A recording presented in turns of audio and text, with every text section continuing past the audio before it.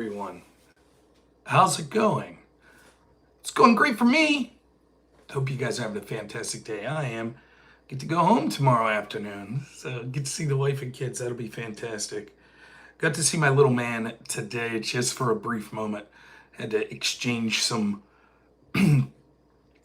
finance business cards and what have. So Courtney can go grocery shopping, and she stopped in at work for a moment, and me and my client got to see her and my son. It's always like you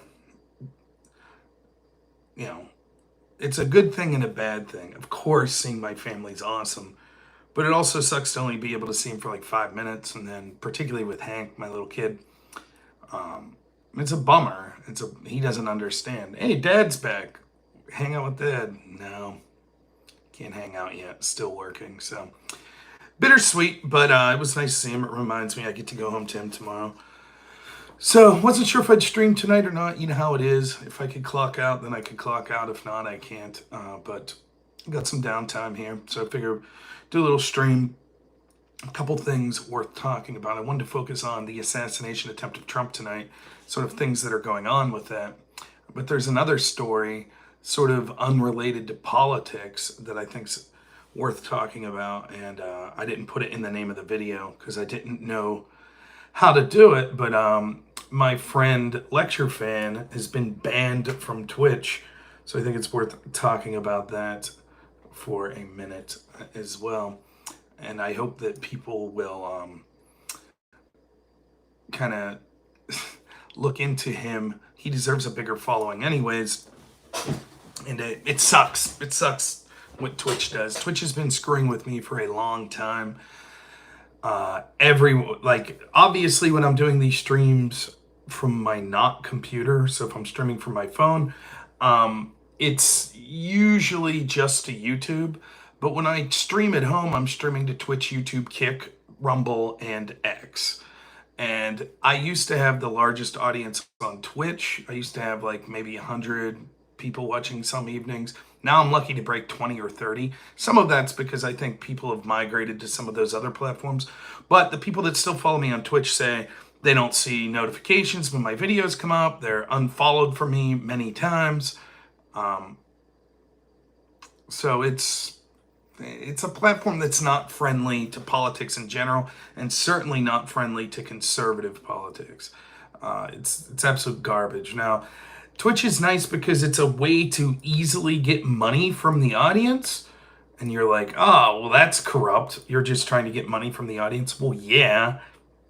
But no, what I mean by that is people could actually donate. You get one free subscription a month through Amazon or whatever.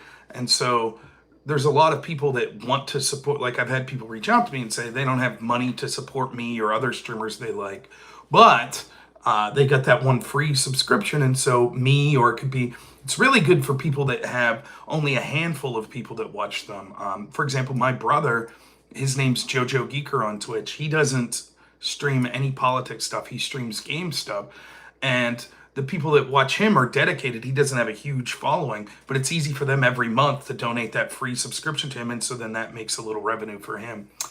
So Twitch is good for that, and I think it's also, when it comes to live streaming, I think Twitch probably is more streamlined with sort of the bells and whistles than even YouTube. Like, it's easy to get subscriptions on Twitch. It's easy. Their platform's easy to set up to just do, like, if you're streaming video games and things like that. So that's where I saw the utility in Twitch. And for a long, long time, I had more success on Twitch than I did on YouTube.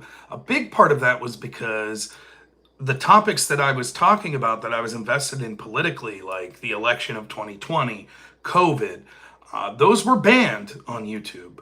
I got community strikes all the time for talking about that stuff. And I was lucky to not run afoul of that on Twitch. Now, there's things you can't talk about on Twitch. You can't talk about any sort of trans ideology. I'll just put it that way to be generous. That'll get you an almost instant ban. Because there are radical trans activists on that platform that will mass report you. And so it sucks. Twitch sucks. All the platforms suck. Even there's problems with X as well. I think Elon Musk is friendlier to people like me, But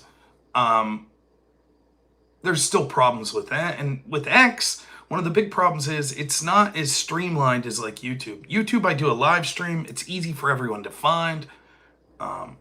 It's easy to search that. It's easy to interact with an audience. That's much more difficult on X. So I still stream there. Same with Rumble, etc. But so if you're just tuning in, the reason I'm talking about Twitch is my friend Lecturefan, who, as far as I know, I think is pretty much. Thanks so much, Lineback. Thanks for the $20. Says nothing. My friend Andrew Wilson, when someone donates money and says nothing, he says, always my favorite message. I appreciate it, Lineback. Thank you so much, man. With Lecturefan, I believe, was basically the first. Thank you, Jeremiah. I appreciate it. The first conservative political streamer on Twitch that I'm aware of. I'm sure there may have been someone, but he's the first one that I'd ever heard of. He predates me. He's a lawyer. I think he's fantastic. I think he's entertaining. I enjoy listening to his show. We don't agree on everything politically. We used to do sort of a monthly show going into the 2022 election. I haven't talked to him other than just rating him or saying, hey, what's up, Lecturefan, here and there. I've been busy. I know he's been busy. But he fills in sometimes. He fills in sometimes in Montana on a radio show. I've been a guest of his on that radio show. He's a really great guy. In fact, I think he is an even better radio host than he is a streamer. I think he's amazing. That's a separate skill set, being able to do interviews, because when you're doing an interview, you're not the star. You're sort of facilitating whoever your guests are at that time. But you have to be good at it, or else you just make the whole show boring, and the person that you're interviewing, it makes it much more difficult. Lecturefan, I think, has an amazing ability to drive the conversation forward when he's doing those sorts of interviews. So I was very impressed. I thought it was incredibly easy to do that radio show because of his preparation and his ability to be a good host. And I've heard him with other guests, and it was similar. TM, thanks for $10. Rob, I lost my 20-year career and have to restart my life. It's been a challenge. I could donate more, 100%. Thanks, man. Look, let me finish the rest of that message. Sorry. Oh, for crying out loud. I'm a good dude. We need people like you here. Thank you, man. Listen, first off, I'm sorry to hear that.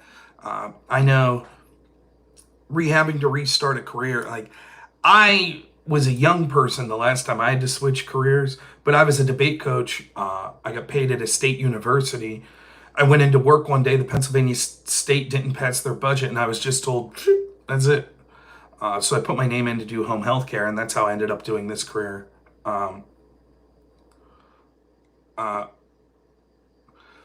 But I do appreciate it. Anyone who's tight money, please feel free to not donate. I live paycheck to paycheck, but I ain't missing any meals, and my family's doing fine. So, team, if there's anything I can do to help you out, let me know. But I don't really have connections to like anyone that's hiring, other than if you live in the area, I can put in a good word for you at my job. They're always looking for people, but it's not for everyone. It doesn't pay a lot, and it sometimes can be quite mentally draining. But I am sorry to hear that, TM. Anyways, Lecturefan, from reading his post on X, I haven't talked to him about this, but it looks like his ban on Twitch, which occurred today, was had to do with, he was discussing some deportation bill from 1954. Apparently that bill may have a name that uses a term that's against the terms of service, but apparently this was the official name of the bill. And so he was just reading about this bill on stream, probably got mass reported, because when you're a right-winger on a place like Twitch, they're always mass reporting you. And so I think Lecturefan has streamed almost on every weeknight for like 6 years on Twitch, just plugging out content. Sometimes, most time doing politics. He does video game stuff. He is as advertiser friendly as any conservative out there. I have no doubt that I'm not going to hear Lecturefan using racial slurs, calls to violence, insane amounts of profanity, or anything like that. He is a lawyer. He is a normal dude. He's not like some insane radical person. His political positions are less extreme than mine. So it's very frustrating when you see a good guy like that get screwed over. Now, if you're interested, Lecturefan spells his name, it's all caps, LCTR. So the vowels are taken out. Just LCTR fan. I believe he has a YouTube channel as well, but I'm unaware if he live streams to his YouTube channel. But you can check him out. Obviously, because I'm on my phone, I can't put links up. But if someone has a link, have I reached out to Hypnotic or Yellow Flash? Yellow Flash I don't even know of. Hypnotic, no. I should do that, though. I saw Hypnotic was on my chat the other night while I was live streaming, and I saw he did a video about my debate with Destiny. So I will reach out to both of them. Let me write that down to remember to do that. So yeah, I should be trying to reach out to people, particularly people that have generously covered me.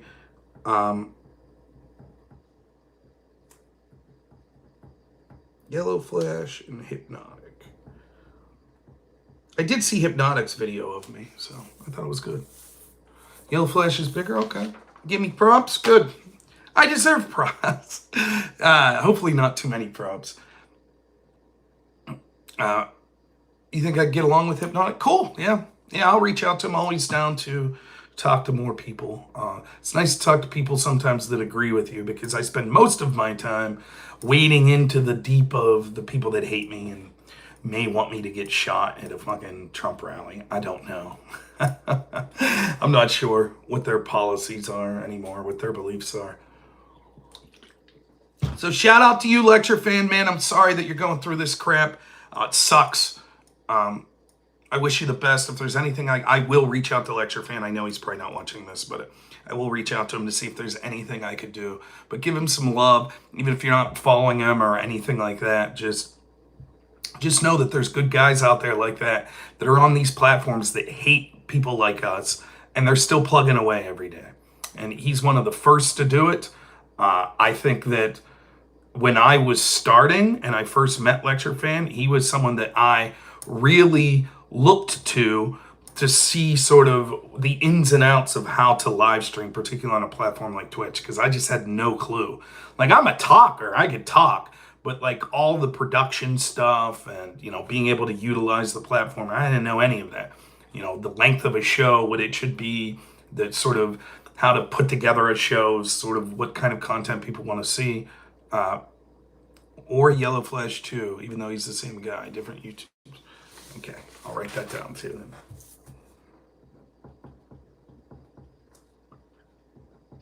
I don't know how to get a hold of anyone. If they don't have like their emails listed on their YouTube channel, it's always difficult for me. But yeah, we'll reach out. So, all right, I wanted to talk.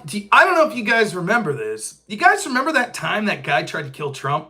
It was like, what was it, like 7-8 years ago? Oh shit, no, it was like just a month ago. Remember that? You guys remember that story? I remember. I didn't have fun streaming that week. It was weird seeing so many people. Weird's not the word. It was depressing seeing so many people going unhinged that were like, yeah, Trump, I wish that guy had better aim. Or, God forbid, saying that Corey Competore, the firefighter that died, had it coming. It's just depressing. Listen, I talked about it a lot that week. I'll briefly mention it here. I'm not the warrior that you guys want. I'm not. I'm just a dad who wants to be a good dad and a good husband and wants to live to be a ripe old age to see my son get married and have kids and then hopefully have grandkids and be a weird grandpa that's talking about wanting to go fishing all the time and shit like that. So my friend Pisco that's on here could be a fan. That's what I want. I don't really give a shit to make my mark on the world in any way other than that. If I do, that's great. Maybe I'll become like the biggest political figure in the world and, blah, blah, blah. Whatever. I don't know that I want that level of influence. I just don't. Anyways, I don't have it in me to like the hatred that's probably necessary to win. I just don't. I don't hate very many people at all. I just don't. I interact with people on here that probably despise me and probably want bad things to happen to me, but I don't really reciprocate it. Now, some of the people that you would think, like, I don't think Destiny or Pisco or those guys would want me to, like, have negative situations occur in my life. They would throw me under the bus in a heartbeat if they thought that I did something that was, against their politics agenda, whatever. But I don't think that they would, be cheering for me to get fired or have bad situation in my home life or anything like that. But there certainly are people, particularly, I think more prevalent would be people that are supporters of the people that I debate that probably wish that on me and other people. And it's difficult for me to reciprocate that. TM, thank you again for $5. Says, let's pretend January 6th was affected insurrection. Where's the, oh, my democracy? Oh, shit, I don't read fast. I don't know why it disappears so fast. Where's the threat on democracy? Coup outrage from the left. That just happened to Bud. Yeah, they don't care. They don't care. Of course, they have a double standard. The whole democracy stuff, they don't care at all. Not at all. None of them care when the FBI was illegally spying on Trump. We're going to talk a little about that tonight, too. So it was depressing after that assassination attempt. Also, it was sobering. Like, I'm not surprised that something like that happened. Let's take out any connections to the Secret Service or, MK Ultra type stuff, whatever. Forget about all that stuff. We'll talk some. But just the idea that some lunatic, the way they talk about Trump, may try to take him out. I knew that. You probably deep down know that if you've been following politics at all in the last 8 years. If someone truly believes that Trump is Hitler and he's going to take over the country and call himself God King forever, maybe someone will do something unhinged. But to see it occur was different. Just knowing that it could happen and it's even likely to happen. Thanks, Vincent. I'm glad I could cheer you up a little bit. Watching it was something else. And I took no joy in that. I thought that it was a really crappy moment for the country. And it was sad to see some people have the worst reactions.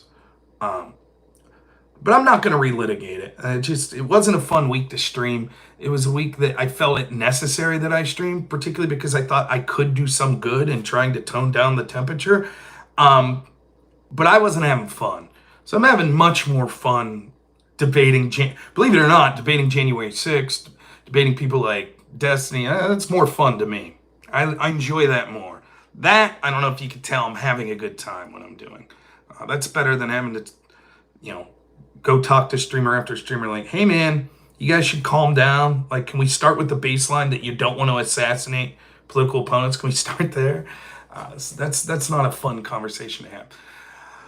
So now we're a month on, and I'm not surprised that this is basically out of the news cycle. I'm not, because even with Elon Musk, and I had this Elon Musk Trump interview, which maybe we'll talk a little. I still haven't seen it, but that happened yesterday.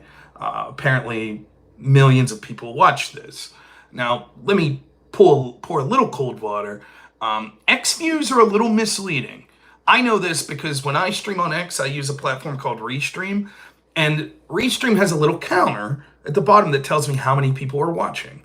So let's say that I'm using Restream and I'm only streaming to YouTube. Its number for that would be the same that you see here on YouTube. It would be 87. If 5 people leave, it would be 82. X doesn't work like that. X will keep a cumulative total. So if one person clicks and watches, that's 1. And then if another person comes, it's 2. And then if that first person leaves, it's still 2. And if that person comes back, now it's 3. So oftentimes, it took me like a couple streams to realize that. I'm like, man, I'm killing it on X. I have 1,000 people watching on X. The other thing is, I think all it takes is someone to click. So you could click for 5 seconds and then leave. That still counts as a running total of people that are watching on X.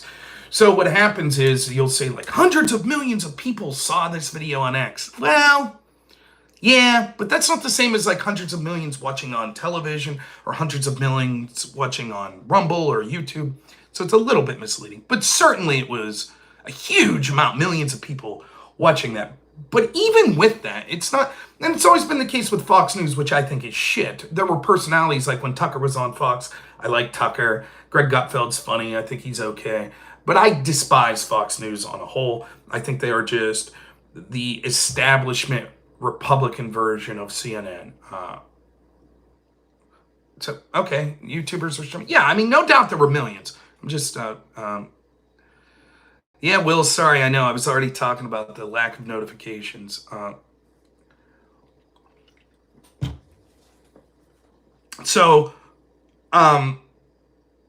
But even when a huge amount of people are watching Fox or talk radio, the establishment, and particularly the establishment left that the Democratic Party is the face of, are tremendous at controlling the narrative. Tremendous. And there's two reasons for that. One, because all of the institutions that really are geared towards shaping our narrative are controlled by that establishment left. So the entertainment industry, academia, social media, the majority of the sort of legacy media. By that I mean the areas that have, or the outlets that have traditionally steered the direction, like the New York Times, the Washington Post, the network television news channels, ABC, CBS. Then you have CNN, MSNBC. Most of the time, even places like Fox or even most talk radio that's conservative are responding to what the narrative of the day is that's crafted by those other people. So that's the first reason. The other reason is because they're very disciplined in their message, and there are a lot of people on our side that are interested in reciprocation. So we treat others as we would like to be treated. So when we hear a story that's important to the left, we're willing to talk about it. That's why I've spent so much time lately talking about January 6th. They don't reciprocate. They don't give a shit. You'll find the odd person here or there. But they don't care. When Russiagate was going on, Russia, as soon as we found out that it was a crock of shit, that's a long time ago. Time to move on. They're very good at it. And so I'm not shocked that what would be the biggest story in the world, the assassination attempt of a former president and the frontrunner for president of the next election, it's gone within a month. Within a month, it's gone. Not only that, they took one of the most unpopular VPs in modern history, who hasn't sat down for one off-the-cuff interview. Not one. Doesn't even have, unless they put it up today or maybe yesterday, I didn't check, doesn't even have policy positions on their website. In fact, I heard a story that Kamala Harris today, the press pool's supposed to follow around the candidates, and she ditched them to go speak at Howard University. Thanks, Nate G, for $2. Have I read John Taylor Gatto? No, I've not. Don't know who that is. And they just astroturfed Kamala Harris. Great. And probably will do it to victory. Not sitting down for press conferences, not taking questions from the press. They put her on Time magazine. And I don't know if it's true because I'm at work and I was just reading a little. It seems like she then declined an interview with Time magazine, even though she's on the cover.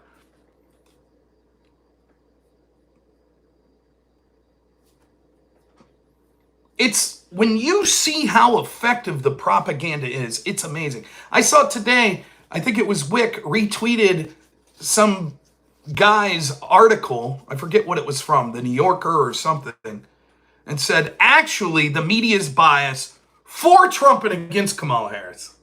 That's their take. And Wick was like, yeah, I've been saying that. Yep. You want to know why? I thumbed through the article. Want to know why? Because this is what the author said.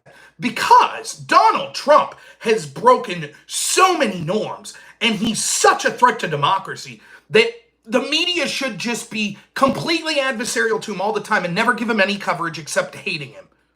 And so the fact that, like, they let him do that debate on CNN, well, that's them being unfair for Trump. That's their argument. And Democrats eat that shit up. Yep, yeah, absolutely.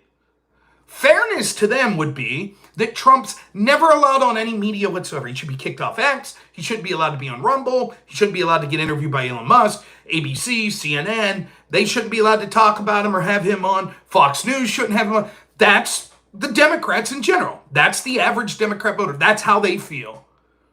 We can't have an equal playing field. We can't. That's not fair. That's why they're coming out. I did a little video you can watch on YouTube today, just a little short, 2-minute. That's why so many outlets came out and so many Democrats were outraged. Oh my goodness, Trump interview, Elon Musk, you can't do that. That's ridiculous. It wasn't even an interview. Elon Musk supports Trump. That's absurd. You can't have interviews with the interviewer that actually supports the politician they're interviewing. Yeah, that's the entirety of our mainstream media, except it's always Democrats. Roar for $10 says, oh, who knows what Roar said? Kamala voting against the no tax on tips is crazy when she was the tiebreaker vote that went for the already voted no. Love you, Rob. Yeah, she was the tiebreaker for the IRS bill that was gearing up to tax tips. But now it doesn't matter. What's her positions? We talked about this yesterday. What's Kamala Harris's positions? What are they? Is she running on her current record as VP? No. Okay. So then she's running on the positions she had last time she ran for president? No. She comes out, not even her team comes out and says, no, she's not for banning fracking now. She's not for, the immigration stuff, it's different now. Oh, the police stuff, it's different now. Okay, then is her positions, should we look to her pick for vice president? Tim Walz? No, that's not necessarily her positions either. What are her positions? It doesn't matter. Doesn't matter at all. They'll get around to it. Whatever they think will win, and then they don't give a shit. They'll just do whatever they want. But they'll tell you any amount of shit that you want to hear. Yeah, no tax on tips. Yeah, sure, great. We're here to secure the border. And then when they're there, nothing.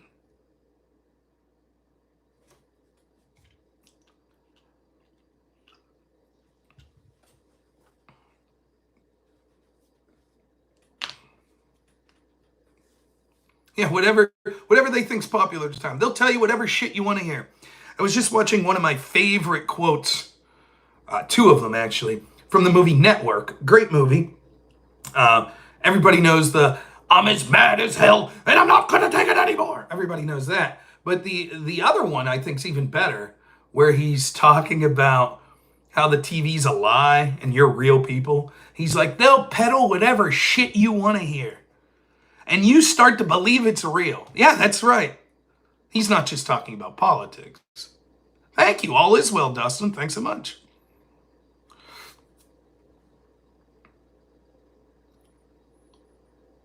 So the Trump assassination story out of the news. Imagine if it was an attempt on Biden's life or Kamala Harris's. You would know everything in the entire social media and life of the would-be assassin. You'd know it all by now. You'd have known it within 24 hours. Particularly if they were a Trump supporter or if they were a right-winger. You'd know it all. And I'm tired of pretending that's not the case. I'm tired of when we have a trans shooter in Nashville, it's like, well, we can't release the manifesto. We can't. We can't do that. No. But oh boy, when it's a right-wing shooter, law enforcement will release all those details very quickly. Where's the media? Have you seen any? Thank you, Cal, for $10. Hey, Rob, as a person behind enemy lines in California, for my entire 40 years, I implore people to please not get Kamala become president. We need to volunteer to get off the votes in Wisconsin, Michigan, and PA. Thank you, Kyle. I agree. She's terrible. That's one of the best lines of attack that we should all be using. She will make America California. She'll make America San Francisco. Absolutely. Tim Walz will make America Minnesota. Great state when he came in. Now people are fleeing the state in droves.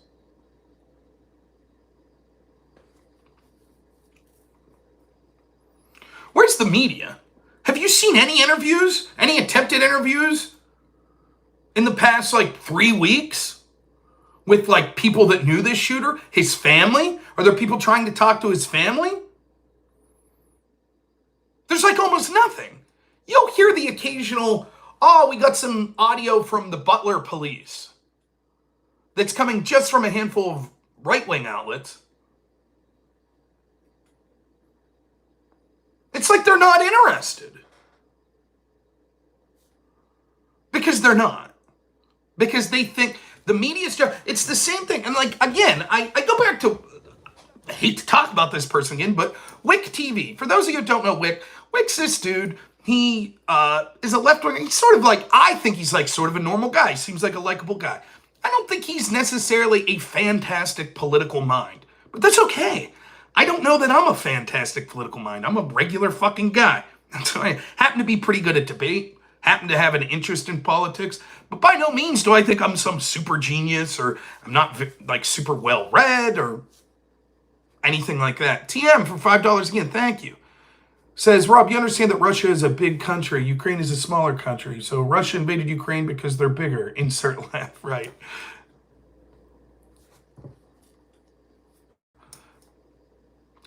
When Wick was he's not thinking strategically like some of the more seasoned political people. So he was I'm ride or die with Biden. That was Wick. And there were a lot of people like him. And they started to see through the veil just for a moment with the media. They started to see through it. They were like, wait a minute. Why is the media all on board with trying to force Biden out now?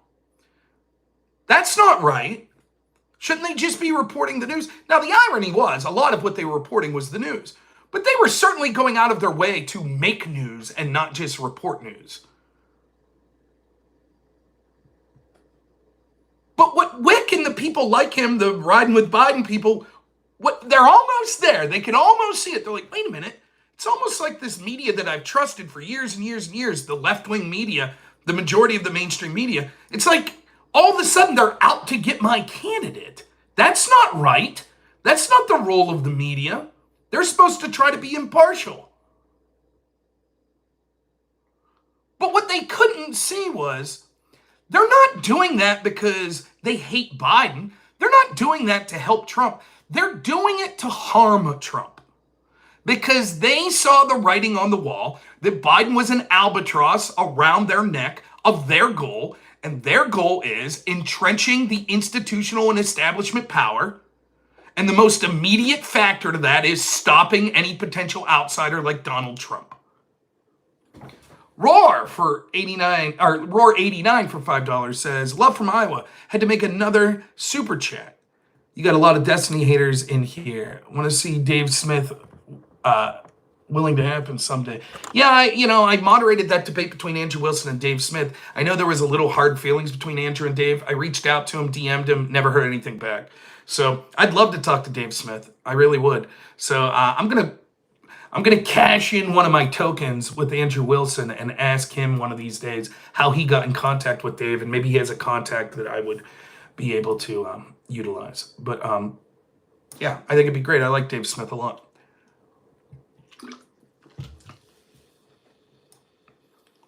And so as soon as the media got their goal of getting Biden out, now Biden's a great guy. It's historic. What he did was great. And Kamala Harris is a super cool brat and the best candidate ever. And now all of a sudden, those riding with Biden people, they saw it for half a day, and now they're like, yay! Yeah, the media's back to being impartial again.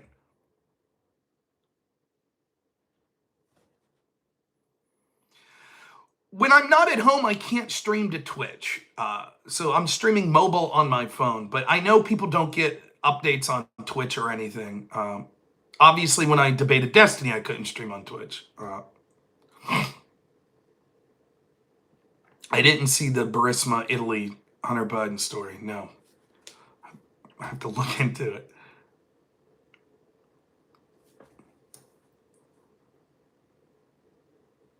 So they buried the Trump assassination story. They don't give a shit. They're incurious. Oh, yeah, it looks like he was registered Republican. That's it. End of story. Moving on.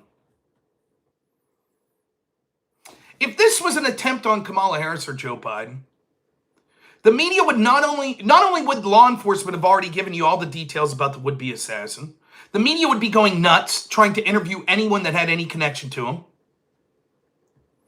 They would be grilling the Secret Service. There would be leaks from members of the Secret Service that were on that detail with their names, and if they ever donated to any Republican or had any messages that seemed to be pro-Trump or pro-Republican, they would be accusing those people of, oh my God, that they're secretly Trump supporters that allow. That's what it would be. It would be non-stop.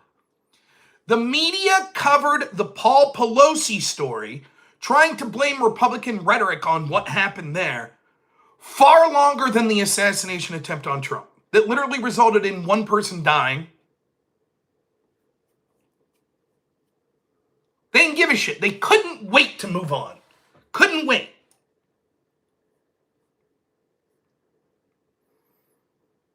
Meanwhile, every day, if you're following, more and more crazy shit comes out about the assassination attempt.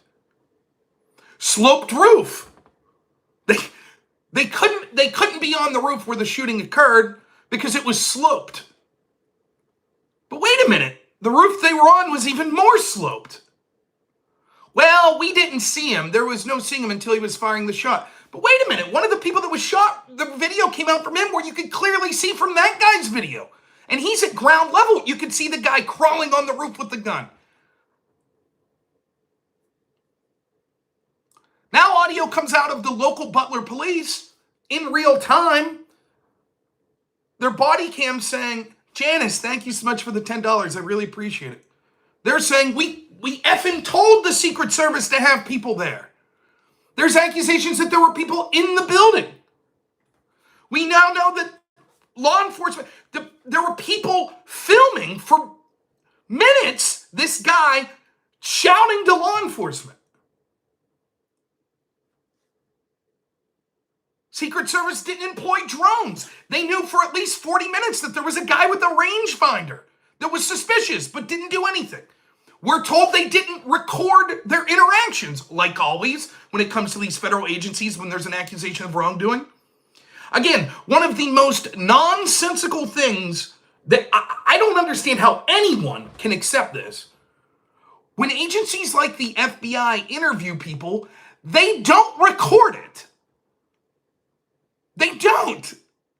Instead, we have to rely on the agents that do the interviews written word, called a 302. So, for example, when they interviewed Mike Flynn, we don't have a video recording of it or an audio recording. All we have is the two agents that was there, their word.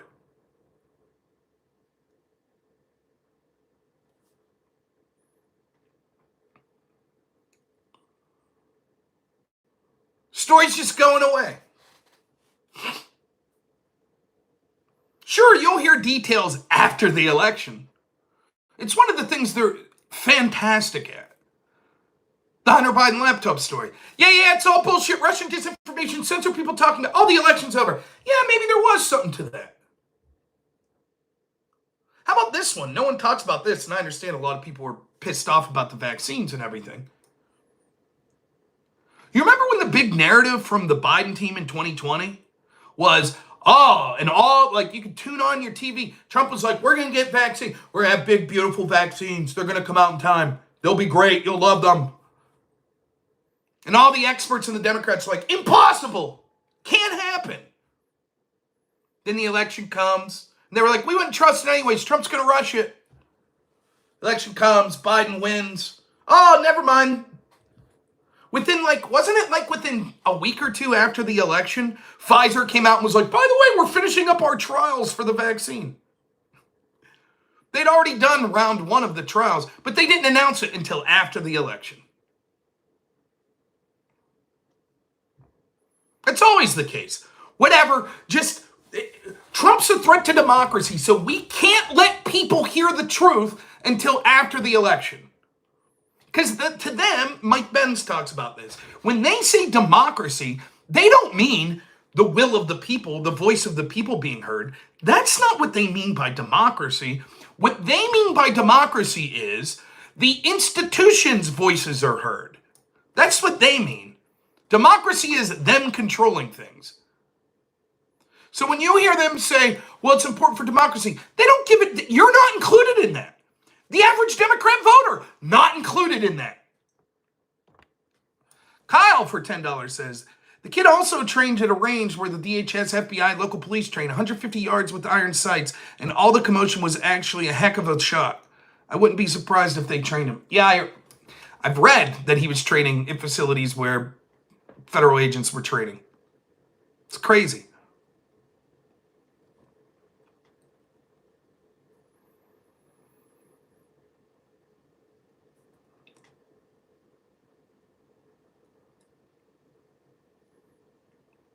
This is what I mean when I say, I'm going to stop talking about January 6th.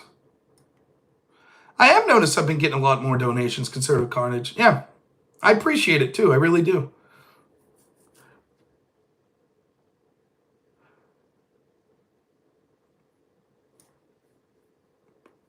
Trump's team's not doing a great job of steering the narrative. They're doing a little better here this week. Kamala Harris is a radical San Francisco liberal.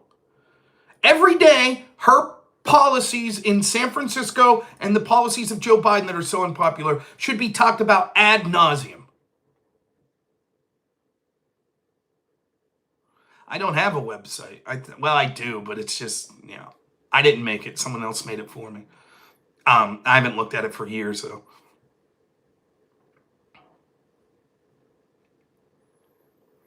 Talking about the assassination.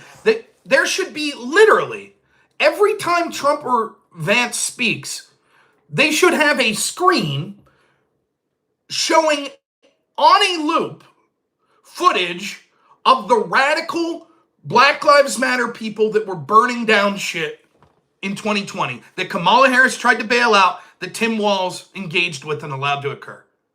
Every day that should be running on a loop. Footage of them burning the American flag, pulling the American flag down from ICE facilities. Every day.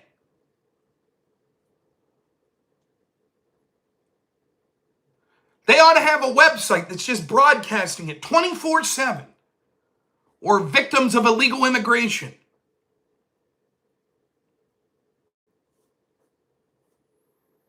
But instead, what are we talking about?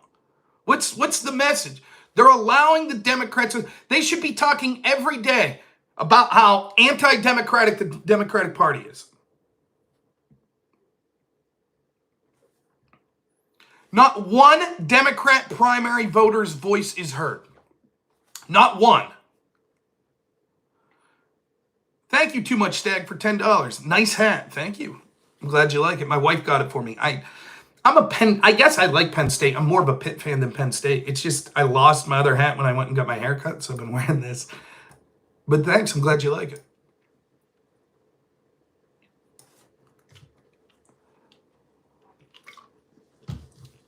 Every day they should be talking about where's Joe Biden. Want to hear a prediction? You ready? Clip it. Ready? Here comes a prediction. If Kamala Harris starts to fall in their internal polls, one of the things that will happen will be a serious conversation. I'm not saying they'll do this, but there will be a conversation about it, and they may end up doing it, where Joe Biden resigns. Imagine if Joe Biden resigns 20 days before the election. Oh, he's got another case of COVID. He's going to resign now. The media cycle for that next 20 days will be all about that. Thank you, Roar, for again, incredibly generous, for another $10. Says, you deserve donations. You help keep me sane. Well, thanks. Too many people on the right and sphere aren't as honest as real as you. Get ready to start my family at 35. Enjoy the content as always. Yeah, Black Elk is great as well. Now I can buy another hat. Yeah. 35. I was 36 when I had my son. This year will be my 10th anniversary, though, with my wife. So I'm excited for that. We don't have any big plans. Hopefully, we'll go out for a nice dinner. That'll be about it. I don't even know if I have the day off work. I'll have to try to call that day off.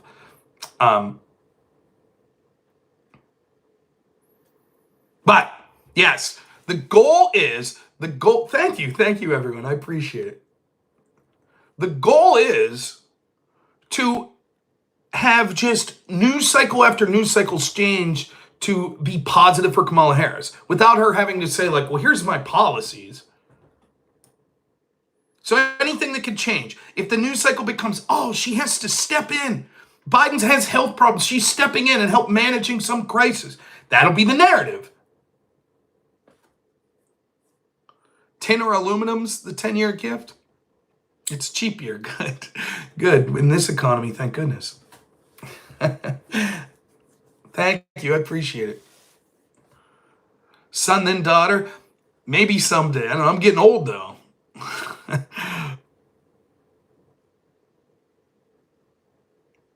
Of course they'd say it's heroic.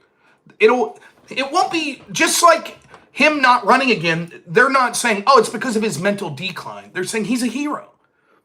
If he resigns, what they'll do is say it's because he has health problems. Oh, he's got another bad case of COVID. He's got a bad cold. He's got a heart murmur. That's what it'll be.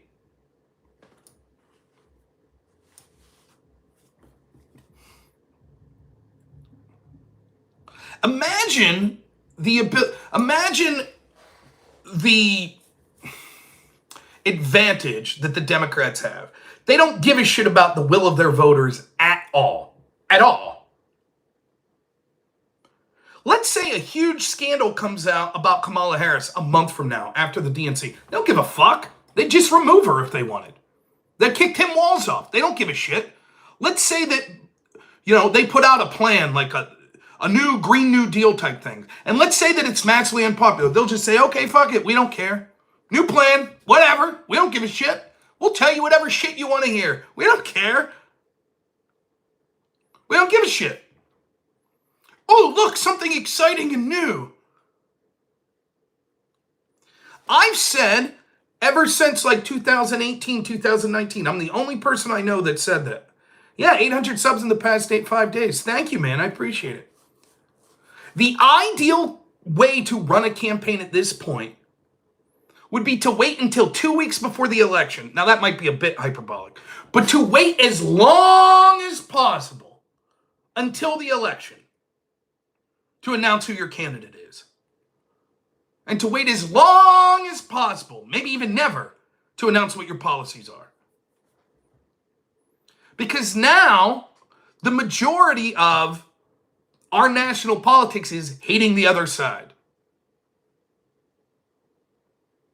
Kamala Harris is a target because she's shit, because her policies are shit, because she's unimpressive. So the longer you could wait before people have to actually look into her record and like who she is, the better. For that reason, I have no idea. Well, screw the Republicans anyways. Why does the RNC agree to go so far before the DNC? Why do they do that?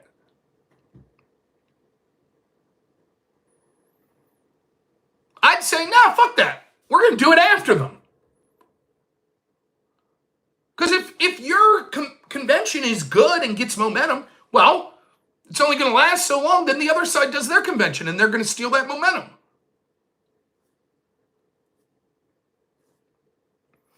Completely separate topic, but similar feeling. I will be doing my best. Listen. Let me phrase it this way. Man, Russia, Iran, etc., they might really try to screw with our elections, right? We agree with that, right? I think so.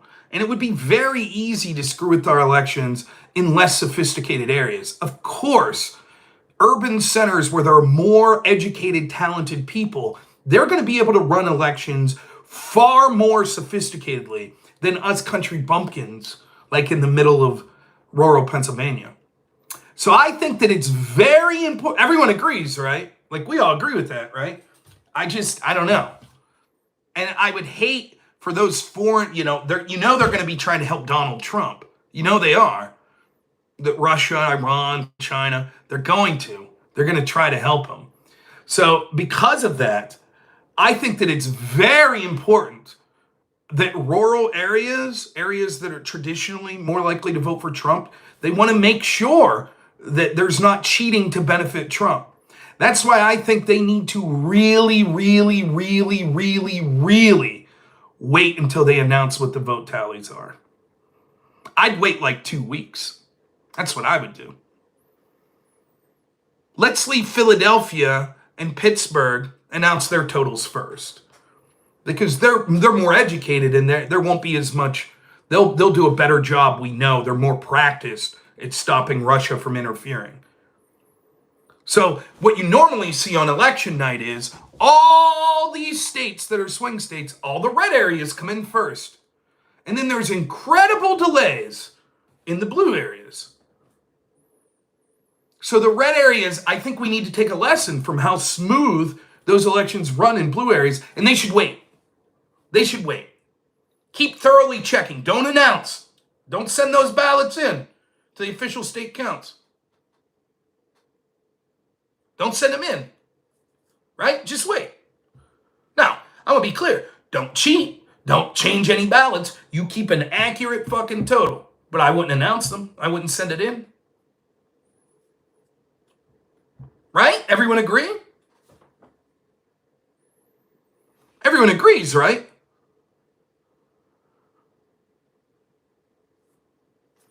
Isn't that what we should do? I don't see a problem. Can't be too safe. I mean, it's absurd to think that you could count ballots in one night. That's not how it works. Look at New York City. Sometimes it takes weeks. I think red areas should do the same.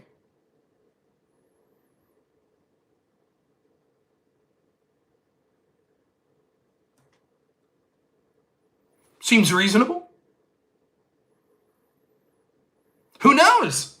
Maybe then, wouldn't it be nice that this could happen? Because we're just trying to shore up. Now, as these ballots come in, maybe we'll see, you remember that, the picture where you got the, this picture?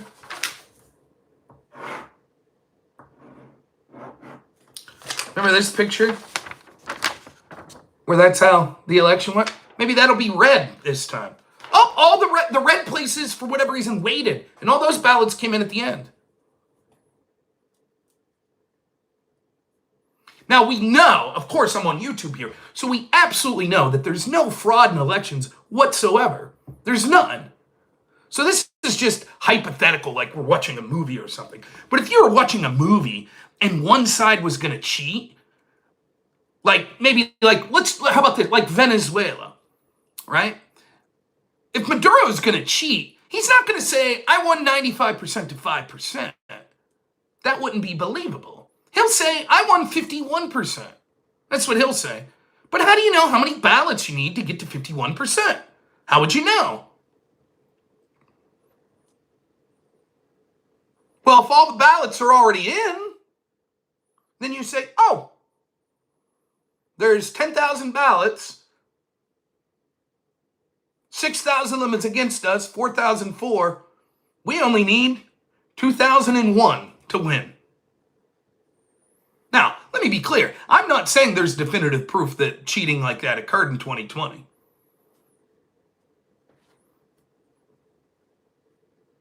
But if there was cheating, it would be far harder to do if both sides were taking weeks or days to submit their ballots, right? Seems fair.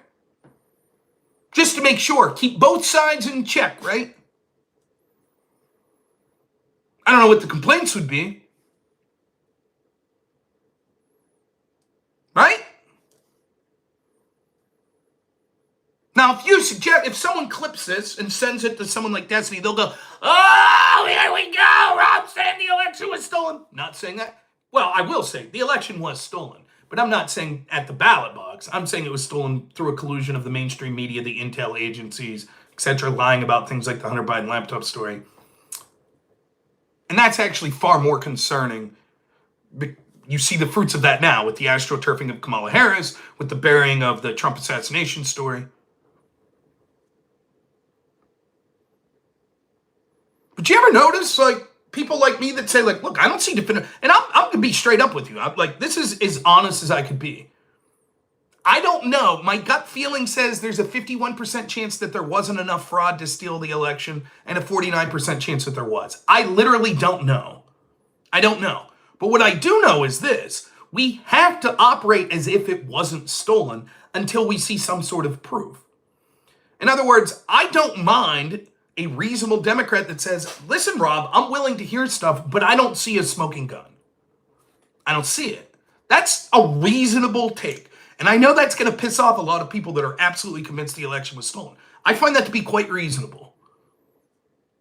What I don't find to be reasonable is, it was the most secure election ever, and you should be banned and censored from suggesting otherwise, which is the reality we live in. Thanks. Happy for the $5. Enjoyed watching you debate Mrs. Bertoli. Keep up the good work. Mr. Bertoli. You got it. I had fun. I'm blacklisted, though, so I probably won't be debating him anytime soon. Coward. Too much stag again for another $10. Thanks so much. Your Destiny impression's easier to listen to than the man himself. Thank you. I try to be entertaining and palpable even when I'm mocking people.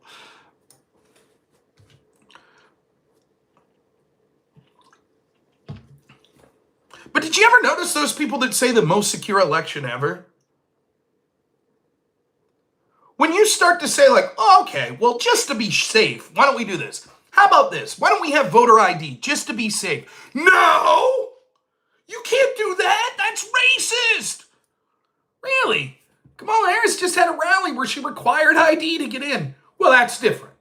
You guys wanted us to have ID to be able to go fucking grocery shopping under COVID in places like New York. Well, that wasn't racist? I mean, voting's important, don't get me wrong. Getting food to feed your family is probably more important. You guys are cool with forcing an ID for that.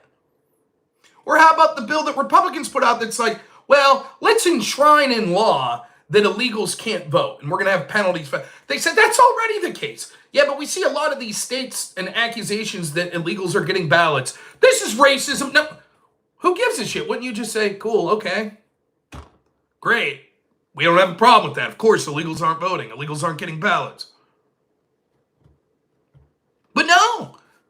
Methinks they protest too much.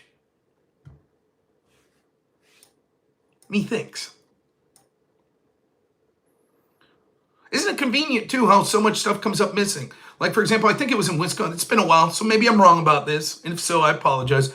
But I do remember hearing stories like in Wisconsin where they had all these, I think it was Wisconsin, where they had all these ballot boxes set up. And they said part of their rule was you had to have cameras on the ballot boxes. But some of the footage just came up missing.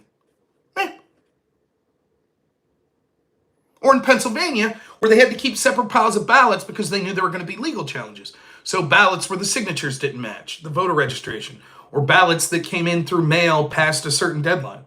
And then what happened? Well, a bunch of those ballots, whoopsie, we accidentally mixed them all together. We don't know which were which now. Whoopsie. Or places like Georgia, where it seems that they're saying, listen, we can show you the evidence you're looking for, but only after you drop all legal challenges. We can't show it to you now.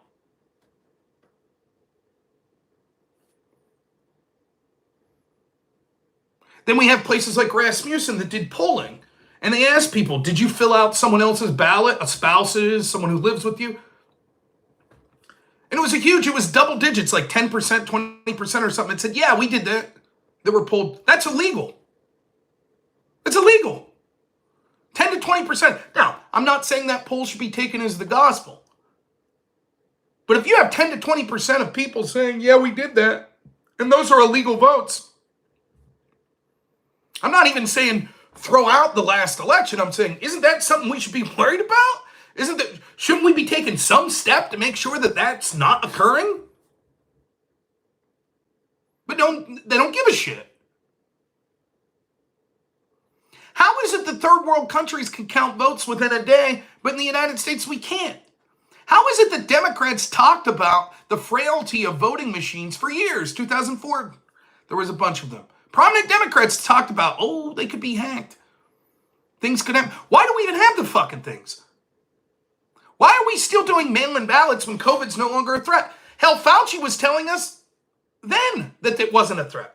One of the stories I covered in Pennsylvania, thanks to my radio co-host Todd Bartley, who broke this story in Pennsylvania, they were sending out contact tracing letters in Pennsylvania that basically told you that you had to quarantine your house for 15 days if you had contact with someone with COVID. And one of the things that these letters suggested was that you could be forcibly interned in a hospital-like setting if you broke this ruling. But they sent those out over the time frame of the election. Let me repeat that. What I'm saying is, imagine that you're a 65-year-old and it's 3 days before the election in 2020 and you didn't get a mail-in ballot and you're just going to go to the polls and vote like you've done your whole life, and all of a sudden you get a letter in the mail that says, you can't leave your home. Well, it's too late to request a mail-in ballot at that point.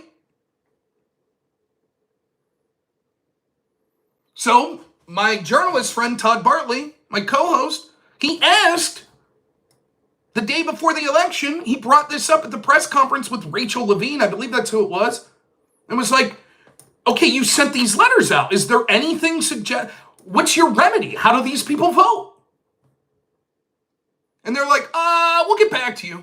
And then if I remember, it was like 4 p.m., 5 p.m., the night before the election. They're like, okay, we're going to try. They put in their website, like, here's what you could do. And you had to do something. It was like crazy. You had to contact like your local law enforcement that then had to in person go to the polling station to pick up a ballot for you and then deliver it to your home. It's fucking crazy. Now, I'm not saying that was enough to tilt the election, but if every vote matters, which is what we're always told, why was there no outrage? Why'd no one give a shit? Why are we still employing this fucked up system? Why can third world countries get it right, but we can't? Why does the United States look at what happened in Venezuela, our leadership, and say, oh yeah, that looks corrupt? But you couldn't ask those questions in the United States. Couldn't ask them. You get censored.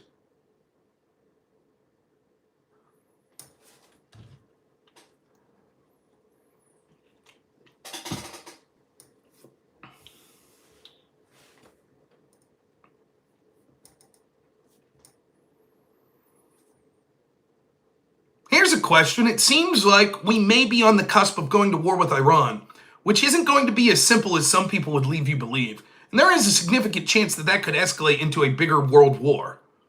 Who's our president? Where's he? What's he doing? Isn't the primary role of the vice president, if the president can't do the job, to step in? Her schedule looks pretty light as well.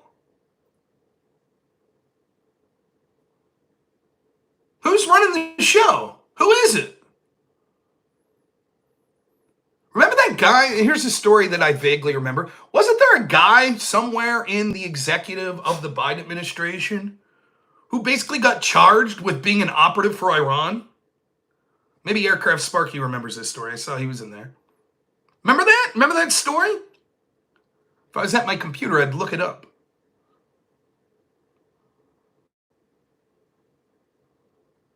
But don't worry, they're running the show. Who? We don't know. We don't have names, but trust us, they're doing all right. They're running it.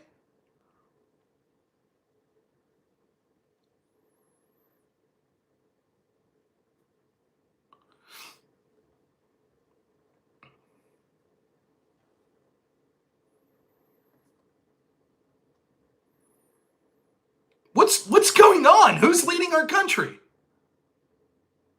No one's going to step in? The entire media that lied to us about Biden's mental decline?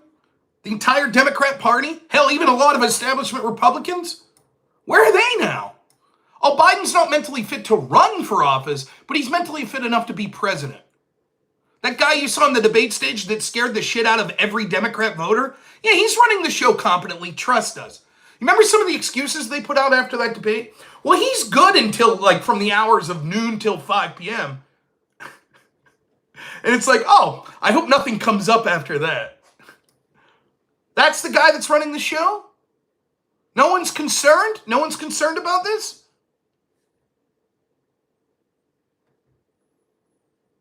There are reports coming out that it seems as if Hunter Biden was operating basically as his chief of staff. Oh, the guy that bragged about working with the spy chief of China? That guy? I'm sure he's on the up and up.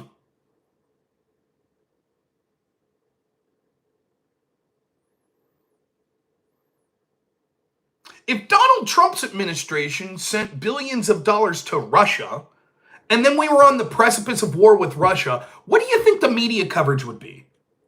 But the Obama administration with the Iran deal, to which Biden then reintroduced as soon as he was in office, sends money to Iran. Now we're on the verge of a war with them, and crickets.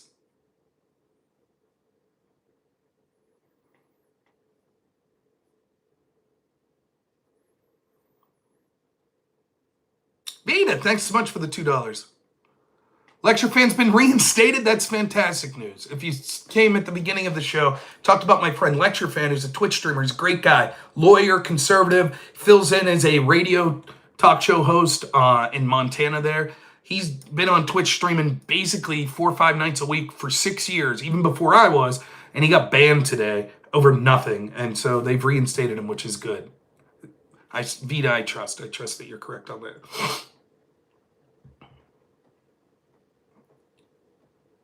I'm sick and tired of these stories being covered up until they don't matter anymore. Same shit with COVID. Same shit with Russiagate. Same shit with the Hunter Biden laptop. Does it even matter anymore? What do you think the chances are that we ever get to the bottom of any of the Biden shit now? No one's going to give a shit. No one. Even the handful of conservative Republicans that maybe would have done something, now they'll use as an excuse, well, Biden's not there anymore. Who gives a shit? And that's always the case. There's never consequences. Ever. You think Fauci's going to have any consequences for going in front of Congress and lying? Of course not.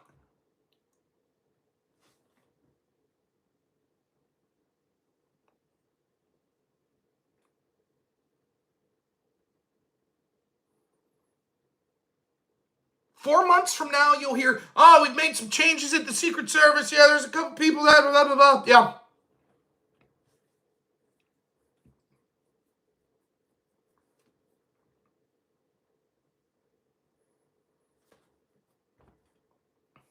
Yeah, the Vegas shooting. We'll get to that. We can't even get the JFK assassination files. You remember the Oliver Stone JFK movie? There's this excellent scene at the end where Kevin Costner's the lawyer that's sort of poking holes in the government story. And he says, hell, maybe it'll become a generational thing. We could tell our grandchildren that maybe someday they'll hear the files. We're still there.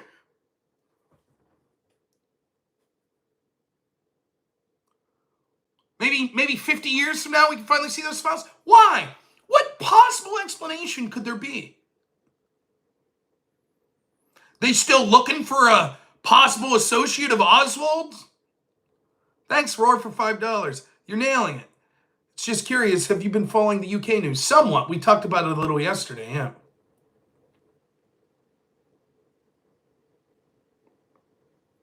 Trump deserves some criticism. He didn't pardon Assange. He could have released those files. He didn't. So there were certainly things he could have done that would have helped with transparency, but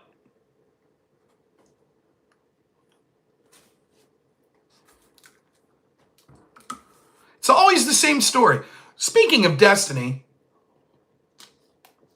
shit, I don't remember when it was. I was on a panel, I think, with him. Probably the one I was on with Brianna Wu that Connor was hosting. And the panel was about Trump's documents case. And the topic was about Trump's document case and is there a double standard? That was the topic. So I was talking about double standards, Trump versus like Hillary or Trump versus Biden, etc. And Destiny said at one point, that was a long time ago, who gives a shit? By the way, the same guy who's foaming at the mouth every day saying Trump supporters fuck around, find out if they get shot, because January 6th, which was 4 years ago. That's how it always works. Yeah. In real time, they tell you you're a crazy conspiracy theorist. It's all bullshit. It's bullshit. Then years later, they say, well, it was a long time ago. What do we have? Comey's not there anymore. So, well, what's the point? Yeah, UK's screwed. Yeah. Too late. And we're heading in that direction, too. So.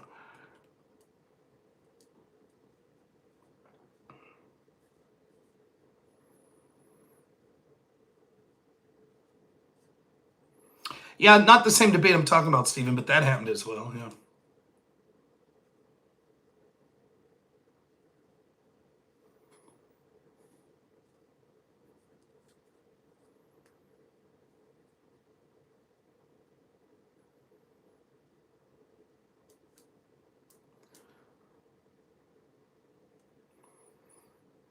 All the shit on COVID, and because they're so good at controlling the narrative, they successfully rewrite history. What's up, Hezbar? They rewrite it.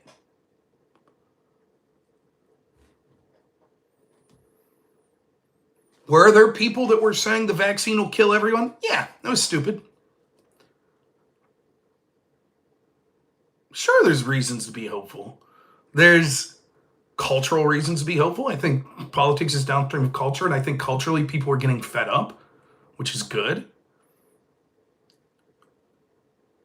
Nothing's forever, ever. Well, that's not true. Someday the sun will explode and we're all dead. But hopefully we'll be in the stars by then. Are you religious? Then you know the ending, right? Even if you're not, there's things that are more important. Your family, your personal life. It's not going to become Mad Max overnight. We've had good times. The 90s were good times. We've created weak men. Now we have weak men that are creating hard times. I don't think we've hit bottom yet. We're going to hit harder times. But then we're going to have strong men. They ain't going to be me. It'll be people better than me. Then we'll have good times again. Maybe not my lifetime, but maybe.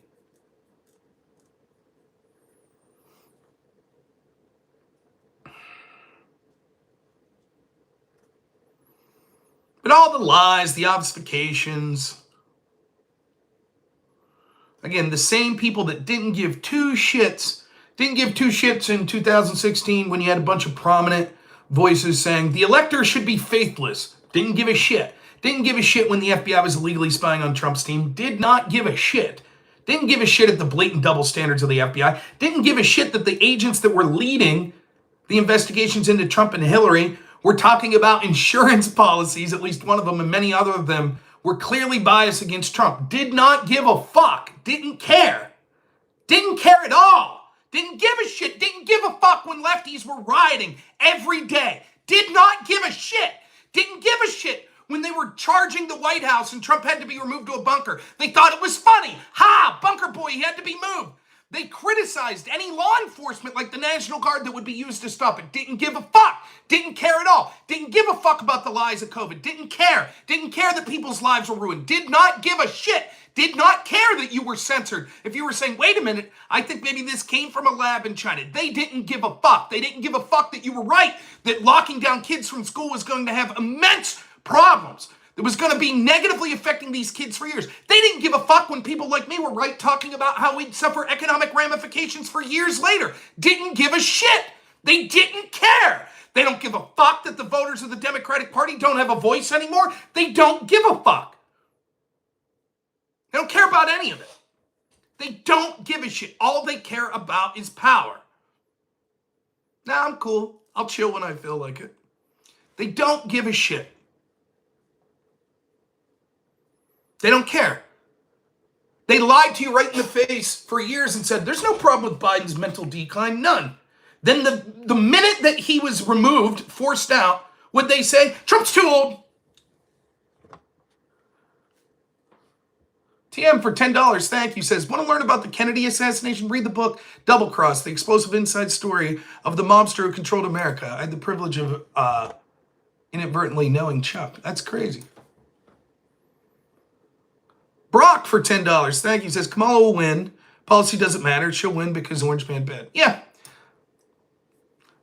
Listen, there's tough truths to swallow. In 2020, I was telling people for months, I had all these people on my channel, and not just on my channel, I would go to Pennsylvania events. I was volunteering for Trump's campaign. And I would hear people say, Trump's going to win 48 states. And I was like, what the fuck are you talking about? What? Do you not understand just how powerful the institutions are? You don't get it? Election night 2020. I remember Trump was up hundreds of thousands of votes at like 9, 10 p.m. I was on a stream with my friend, Let's Be Frank. And he's like, oh man, we're going to be going to bed. Trump's won Pennsylvania. I was like, no, he's lost. It's over. Thank you so much, Grid. Grid Motorsports, $20. Thank you. Sup, Rob Noor? Andrew speaks very highly of you, and I enjoyed the way you debated or broke Destiny. Thank you. Andrew's a good friend of mine. He's a great guy. Thank you. And I always enjoyed beating around Destiny.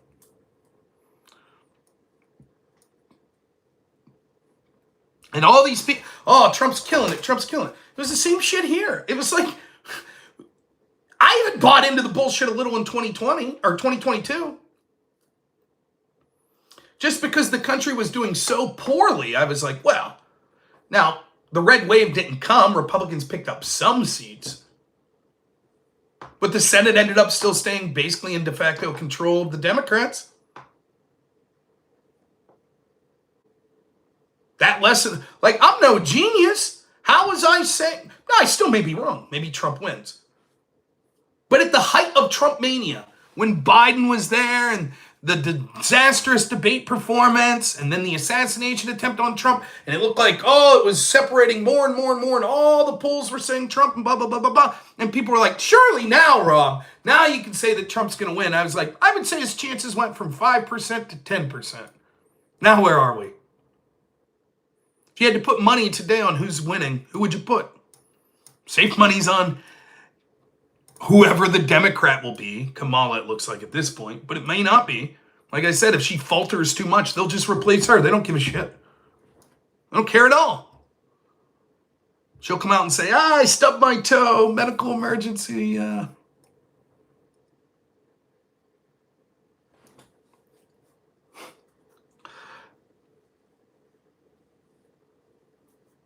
Crazy.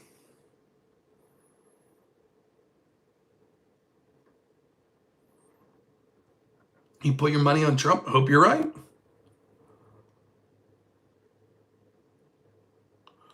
Yeah, Rachel Wilson's awesome. I think Rachel's great.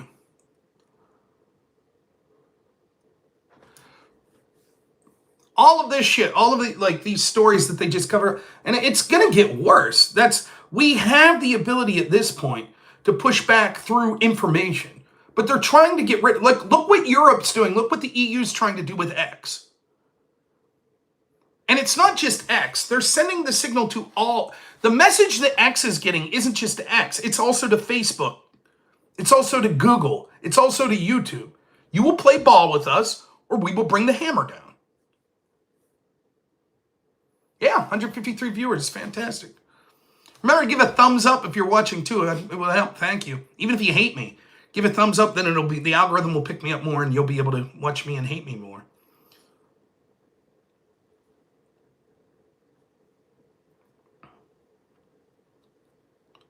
It's really, it's surreal.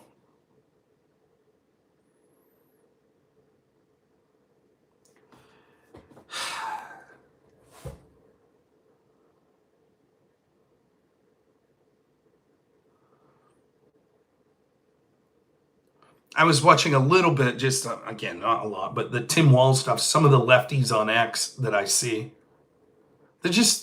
They're shameless. Tim Walz didn't lie. He didn't lie. Didn't lie.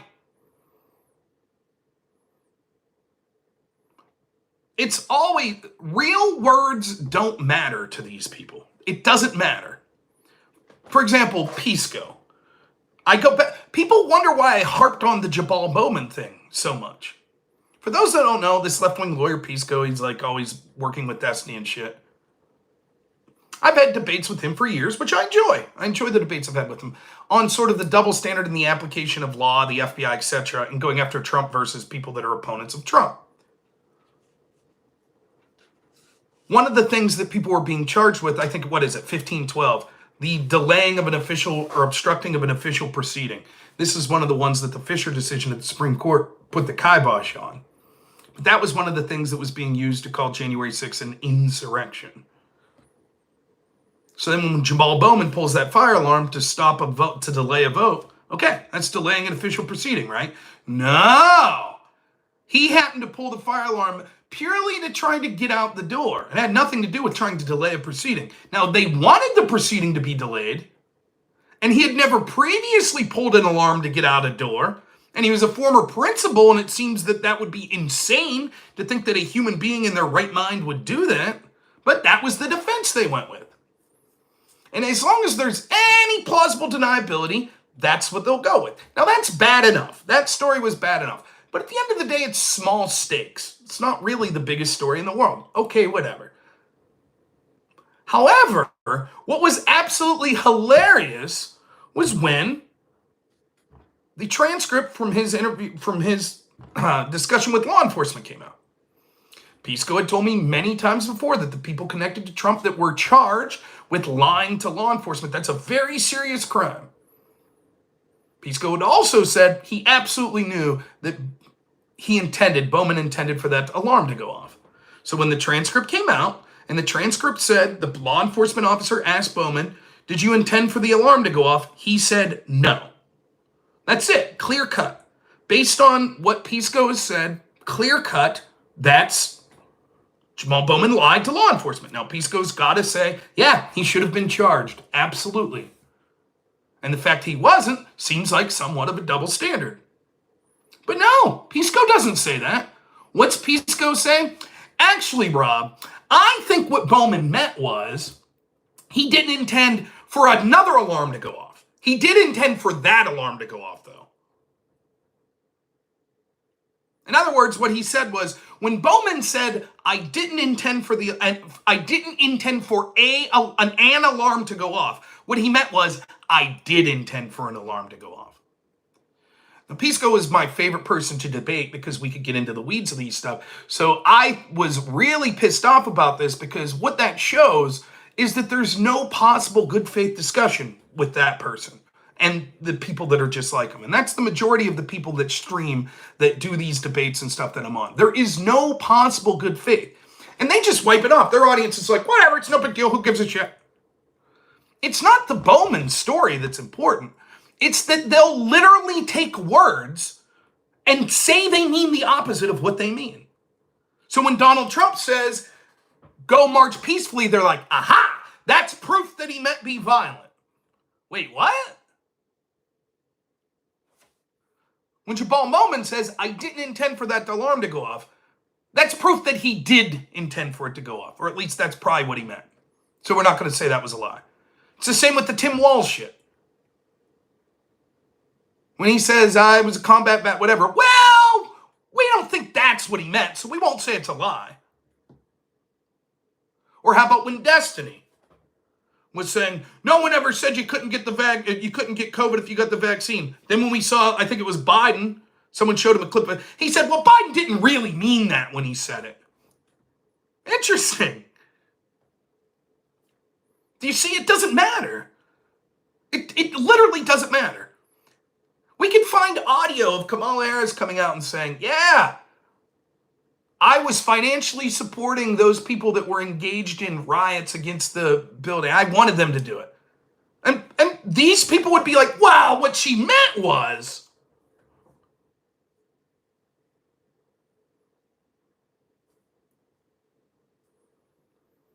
Joe Biden does a quid pro quo with Ukraine.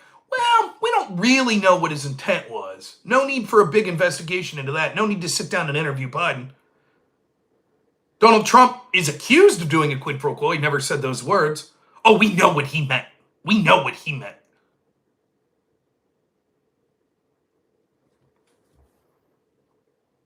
They don't give a shit. Kamala Harris said, absolutely, I'm for banning fracking. Nah, she didn't mean that. That's not what she meant. That's not it. It never ends. Now, I'll be fair. There are times when people say things that's a joke or that it's satire. And there is an ability to misspeak. It happens. But the context of this matters. The benefit of the doubt is always 100% given from these people, and anything that benefits the institution and anything that harms the people that they see is against those institutions. So if Trump says fight like hell, 100% definitive proof that he meant go commit violence. If Chuck Schumer says fight like hell, or AOC or Kamala Harris, well, that's not what they meant, clearly. And I agree, that's not what they meant. When Donald Trump is making fun of the fact that he knows the FBI is corrupt and will allow Hillary Clinton's team to get away with deleting subpoenaed emails, and says, well, the only way we'll ever see him is if Russia does something, it's clearly a joke, suggesting that, yeah, places like Russia hacked Hillary's unprotected server, and the FBI is never going to come up with the evidence. But almost the entirety of the Democratic Party pretended like, oh no, that was him telling Russia to hack Hillary. That's what it was. On one hand, he had back channels to Russia, and Russia had been grooming him since he was on The Apprentice to be a Manchurian candidate. But on the other hand, instead of using those back channels to tell Russia to hack Hillary's emails, he did so on national television. Get it?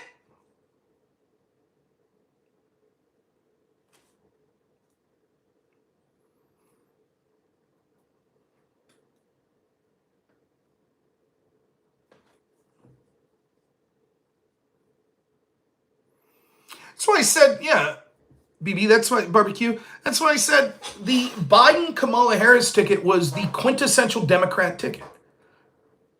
It's the empty suit ticket. Biden's an empty suit because he has dementia. So he ain't running the show, as they're now admitting. It's people behind the scenes that are running it, okay? And Kamala Harris, she don't give a shit. She'll say whatever. She's an empty vessel because what am I supposed to say today? Yeah, fuck it, let's say that. I don't care. Ban fracking? Right. Sure. Then the next day it's like, oh, never mind, I'm not banning fracking. If Kamala's team polls, if the people running the show do internal polling and it's like, actually, Kamala, we think that, for whatever reason, people are pissed off about this tip thing. She'll just come out tomorrow and say, never mind, I'm not for that policy anymore. I was never really for it in the first place. And you'll be like, but 2 days ago you said you were for it. And the media will go, nah, she didn't really mean that. Anyways, Orange Man bad. Kamala's a brat. JD Vance is weird. They don't give a shit. Remember, Kamala Harris on the debate stage basically accused Joe Biden of being racist because he was against forced busing. Then when she found out that that was polling very badly because even black Americans were against forced busing, she comes out a couple days later and is like, yeah, by the way, I'm against it. But you just called the dude racist. She didn't use the word racist, but she heavily implied it. Shameless. Didn't give a shit. Whatever.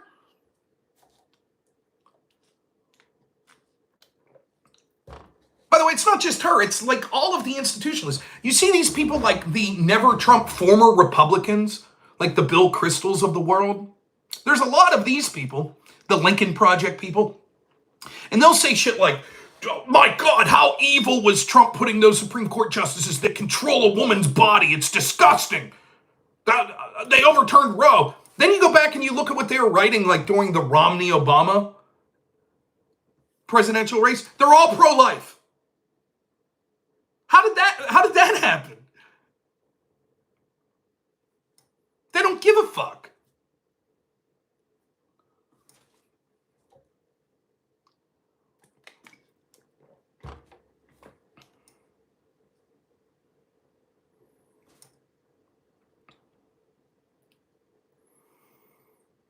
And they'll probably get away with it. They probably will. And part of it, look, I hate to say this, part of it's Trump's team's fault. I don't think they're doing as good as they can. Thanks, man. Sleep well. Am I against menstrual tools for boys? Yeah, I'm against taxpayers putting Tampons in boys' restrooms.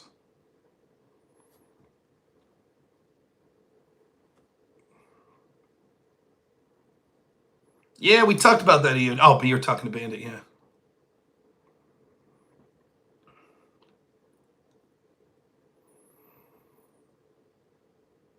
So it doesn't matter if you're right about these issues. All these people I was debating, wife's doing well. Thank you. Thanks for asking. I remember moments from these panel debates I did and from debates I did. Um, there are moments that stick out to me. Here's a moment. I don't know whose panel it was. I don't remember everyone that was on it, but I remember this guy named Heem, who I'd interacted with Heem several times. He was on it. And the topic was, should Joe Rogan be banned for dangerous misinformation about COVID, about ivermectin and these other drugs? And most of the people were saying, even the lefties were like, well, he shouldn't be banned, but it's dangerous, and blah, blah, blah, blah, blah, blah, blah. And so we started having a conversation, and I'm like, what about the dangerous misinformation from the people on your side of the aisle? What about the shit you said was dangerous that people like me were saying that we ended up being right? Like what? It's like how lockdowns wouldn't work and were unnecessary and would cause damage, and locking down children in particular was going to be ineffective and uniquely hurt children. And looks like the virus could have came from a lab in Wuhan. And forcing COVID patients into nursing home was a really fucking bad idea. And that the masks probably weren't going to do much. All that shit. Remember?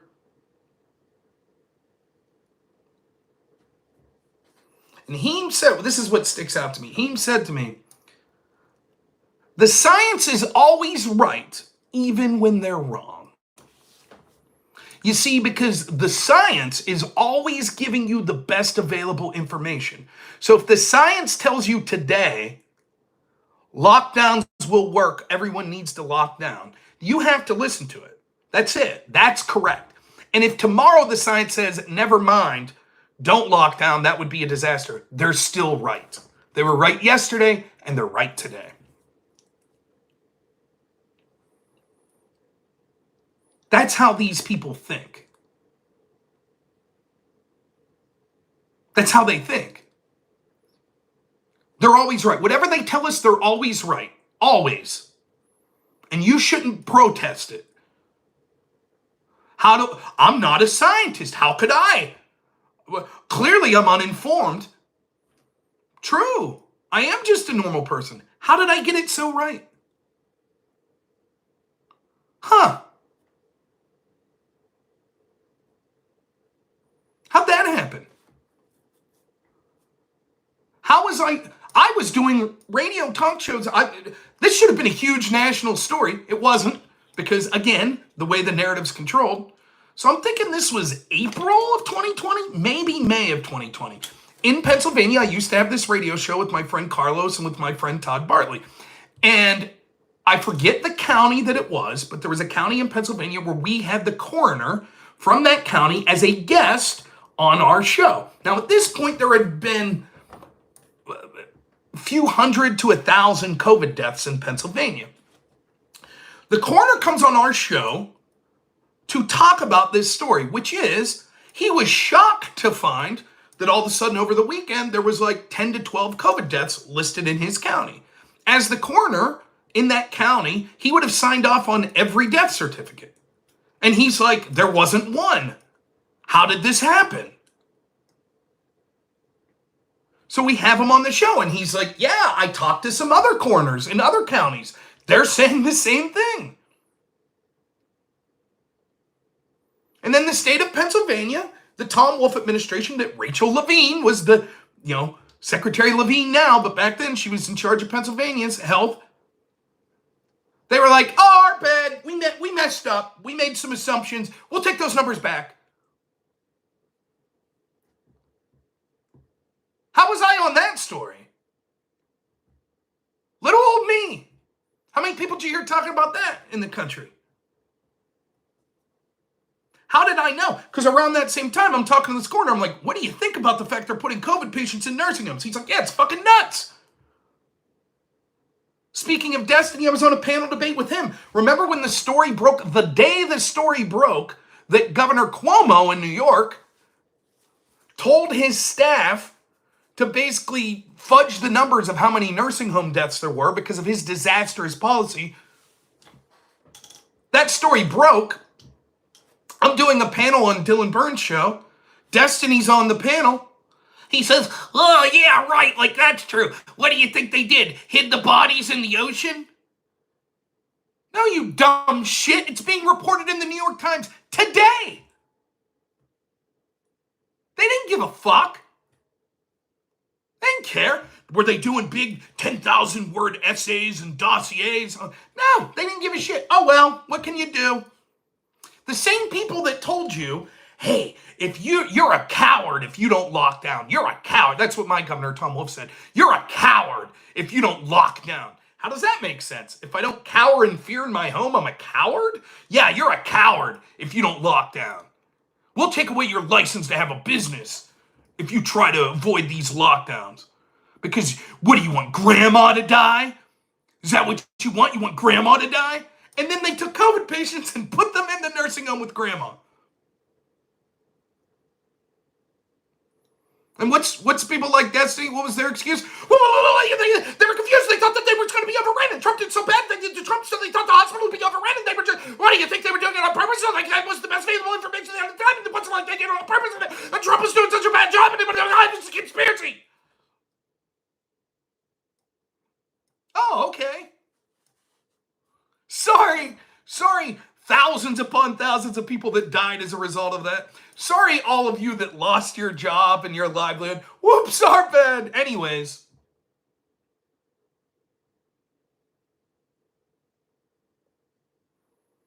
Oh, this was pre-January 6th. Remember when I was telling all the people during the protest of Floyd like Destiny, when I was telling them, you know, what you're doing is you're making right-wing violence inevitable. By the way, it's the same story in the UK. Same story. You have a bunch of immigrants come in. You're massively changing the culture in these areas. Worse and worse stories keep occurring. You find out that there are grooming gangs. You find out that there's all kinds of crazy shit that's going on. The police stand by, do nothing. It escalates. Then finally an inciting incident happens, and all of a sudden the other side says, fuck it, we're going to riot. I'm not saying that riot's justified. I'm not. But it's predictable. When you allow one side to do these tactics over and over again with near impunity, the other side's eventually going to say, okay, we'll play that game too. And that's what I was telling all of these lefties. I said, you are aware that the lesson that's being learned here is, oh yeah, if you're pissed off, you can just burn down the city. No problem. You burn down the police station. It's mostly peaceful. Fuck, the vice president will put a bail fund out to help you out. And then, when the other side does it, you'll lose your fucking heads. That's what I said. No. Every day they're talking about January 6th. 4 years later.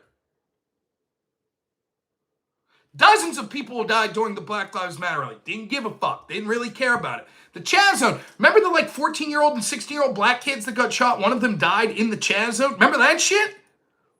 They don't give a fuck. Didn't care. Whatever. Well, it's done with now. It was mostly peaceful.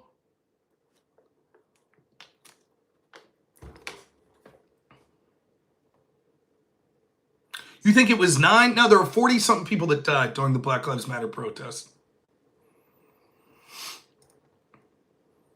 That first night in Minneapolis, the bail fund got pushed by Kamala Harris. They found someone weeks later, if I remember correctly, in a burned down building that didn't make it out of the building that burned alive. Yeah. Go ahead, look it up. I'm pretty sure I'm right. How many businesses got burnt down with January 6th people? 0. How many law enforcement officers were killed? 0. How many security guards were killed? 0. How many people on the other side of the protesters were killed? 0. They tried to lie to you.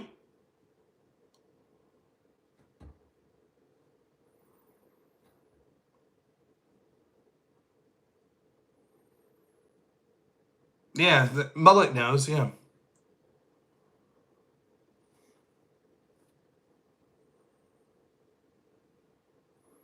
By the way, I retweeted this the other day. There were FBI Communications between FBI agents are now coming out in Freedom of Information Act requests where they were pissed off and thought that it was like fucking crazy that they had to raid Trump's home.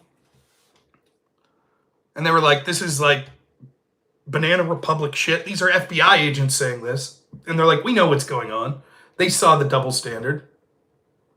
And one of the agents said in this email, it was a clear-cut violation of the law, and they cite the law, that you can't protest outside of prosecutors or judges' houses in order to try to influence them. You can't do it. It's a clear-cut violation of the law. And yet, we watched it in real time. Chuck Schumer said that Brett Kavanaugh... First, we had the leak of the Dobbs decision. They can't find the leaker. Did you ever notice that, too? All the time this shit leaks to harm one side, to harm, like, the Trump side or a side that's not establishment. All these leaks come out. They can never find the leaker. Ever. Never. Every investigation, we just didn't find the leaker. Didn't find him. There might be 1 or 2 times where they've caught someone. We can't find him. The Dobbs decision gets leaked. Chuck Schumer says Kavanaugh has reaped the whirlwind. They start protesting outside Kavanaugh's house. They were putting pictures out of where his kids went to school and shit. Clear-cut violation of the law. Merrick Garland sat there and allowed it to happen. Then there was an assassination attempt against Trump.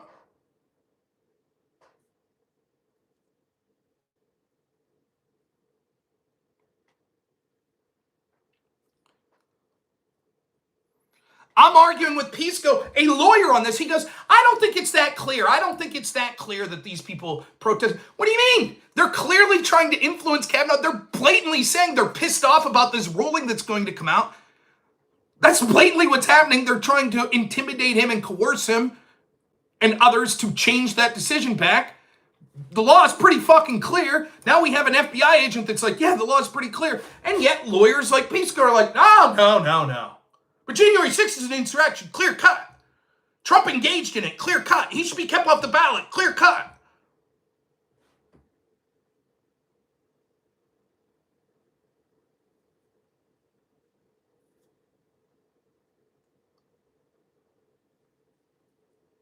Stupid Destiny fans, by the way, this is another thing that's funny.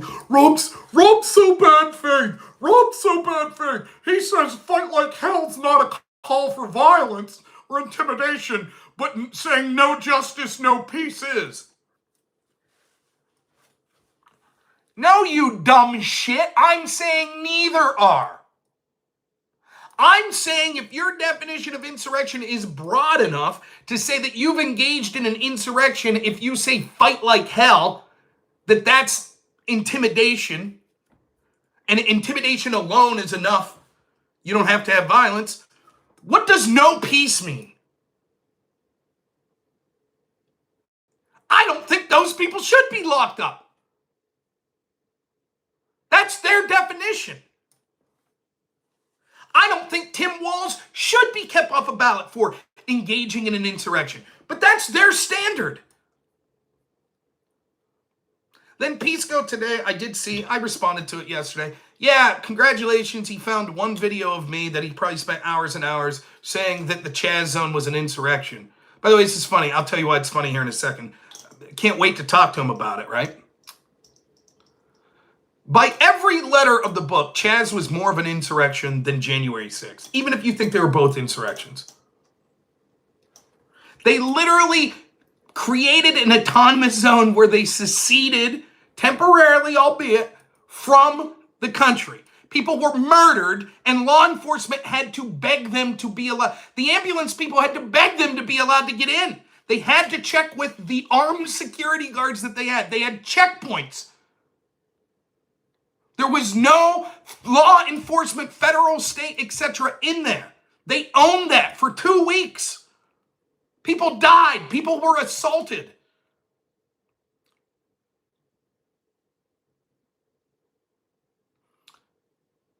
Pisco puts out today, clearly it wasn't an insurrection. It failed. It was a fail. How did it fail? If January 6th would have took over the Capitol for 2 weeks, do you think they would have said that, oh, no big deal, it's a failed insurrection?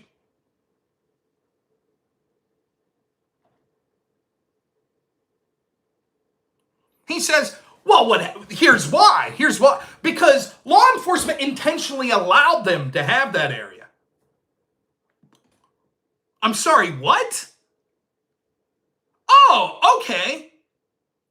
So they were worried about the intimidation and violence. Remember, their definition says if it was an assemblage of people, CHAZ zone meets that use violence, intimidation, etc. Clearly it was that. That was protesting a law or law enforcement, even a single law. Clearly it was that. For public purpose, yes. It was clearly public purpose. That's an insurrection. Clear cut. Far more damaging.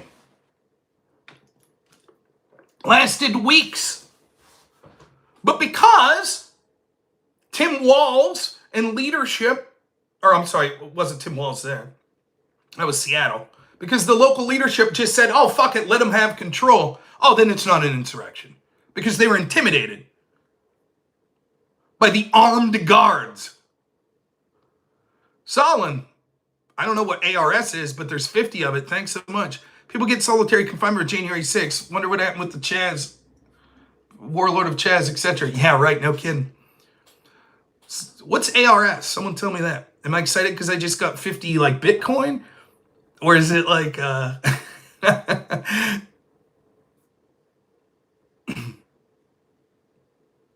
Argentina peso? Okay. Argentina looks like a cool place. I remember watching this documentary on like real live cowboys that still exist in Argentina. It looked cool as shit. I get like 50 cents. Okay, fuck it. I'll use 50 cents. I don't care.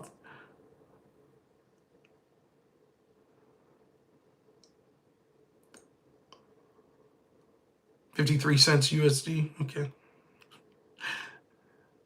I appreciate no matter any amount of donation. I really thank you. People don't have to do that shit. It's very nice. So thank you. Maybe, I don't know, 50 of any unit. It could be Bitcoin. I don't know. I don't even know what Bitcoin's worth, to be honest. But I think 50 would be a lot.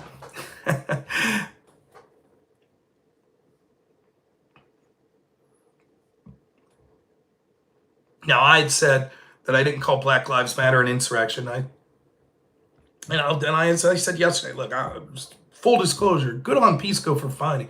Because although it is true, I talked about this yesterday, it doesn't diminish my point that much. When I said no one really called Black Lives Matter an insurrection. Yeah, there were some people. And like someone, like Trump had said it once or twice. Tom Cotton had said it. Matt Walsh said it. That's not nothing. I still think that my point's true, that the overarching amount of people weren't like, oh yeah, insurrection, when they saw Black Lives Matter riots. I stand by that. But fair enough, Pisco did research and he spent hours and hours, and then he found one video of me saying CHAZ zone was an insurrection. And what he said today was, and CHAZ was BLM. Thank you so much, Roar89 for $2. Says, last one, I gotta wake up at 4:30. Kick ass. Thanks, man. Appreciate it. CHAZ was BLM. That's what he says. Don't get it twisted. CHAZ was Black Lives Matter. Okay. Cool. Way to own me. So Black Lives Matter was a terrorist organization that committed an insurrection. Right? I don't want to hear him now waffle go, well, wait. That wasn't really BLM. That was, because that's what he'll say. That's what Pisco just said. And you have to understand, that's what happens when you're someone like that that's only interested in hyper-focusing on winning any one argument at any time. You don't see the big picture. Okay, I'll concede that. Sure, you got me. I said CHAZ was an insurrection, and we could substitute CHAZ for BLM, because BLM was who insurrected at CHAZ. And so therefore, I said BLM committed an insurrection. Okay, I guess I said that in the CHAZ zone. I'll take that L. As small as it is, fine. Okay. I said in that one instance, if I'll accept Pisco that CHAZ was BLM, fine. I still don't think that diminishes my point almost at all, but fair enough, I said it. Now, Pisco, how do you feel that BLM were insurrectionists? And they were massively supported by many, many, many Democrats. That is an organization that pre-planned and committed an ongoing insurrection that lasted for weeks, that was supported by almost the entirety of the Democratic Party. Right? And he'll say, wait, they weren't supporting that portion of BLM. No, CHAZ was BLM. CHAZ was BLM. That's Pisco's argument. Cool. So if I hear any Democratic politicians at that time that were talking favorably of Black Lives Matter, you would say, oh, that was them supporting the actions of CHAZ and the insurrection that occurred there. Right? Right? Isn't that his argument? And you know what his argument would be? Wait, no, there were, most of BLM wasn't that. And there was, when you said it, that's you saying that BLM are insurrectionists, and we could apply that to all of it, not just CHAZ, but when we supported BLM, we didn't mean the insurrection.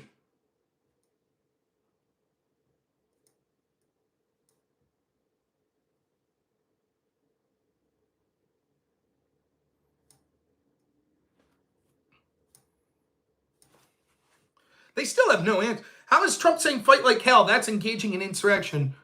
But Kamala Harris putting a bail fund out after the insurrection in Minneapolis, no big deal. And who even gives a shit about the term insurrection anyways? At the end of the day, who gives a fuck? Particularly when Pisco and Destiny and all these people will admit, well, there could be good insurrections and there could be bad insurrections. So the term insurrection is basically morally neutral. The question is, at this point, because it's clear that there aren't going to be big insurrection charges against Donald Trump or whatever before the election. So the question is, morally, what do we do with this information? How are you going to vote? How do we judge morally? For example, a cold-blooded murder and support of that would be worse than the Battle of Athens insurrection and supporting that. Or if we say that a particular Vietnam War protest was an insurrection that had some clashes with police, supporting the cold-blooded murder would be worse.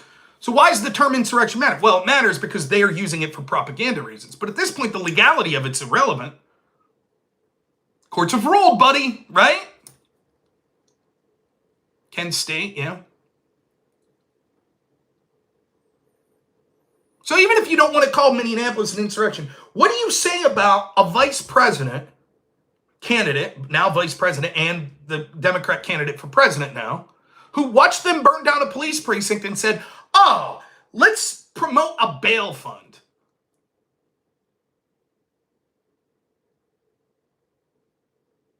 And their argument is, well, she just meant the good people that got arrested. Really? The good people that got arrested. That's why she was promoting the bail fund. Imagine at Charlottesville, if Trump would have been like, well, there were innocent people on both sides caught up in that, so I'm going to promote a bail fund. What do you think the Democrats would have said? What they said at Charlottesville was, oh, when Trump said there were good sides on both people, he clearly meant Nazis. Because if you're marching with Nazis, then you're a Nazi. Now, I've debunked that many times over. There were groups there that were appalled by the Nazis, but were still against the tearing down of the statue. And not everyone that showed up knew that there were going to be white supremacists there. But if that's the rationale, if you were somewhere and white supremacists were on your side, then you're a white supremacist. Okay, well, if you're somewhere and you're watching them burn down a police station and you're marching with them and in that protest, then you're marching with people that are insurrecting or are rioting or are burning down a police station, however you want to put it, whatever term you want to use. So what's with this bail fund again? I'm so fucking tired of their bullshit moral high horse. They're full of shit. They're absolutely full of shit.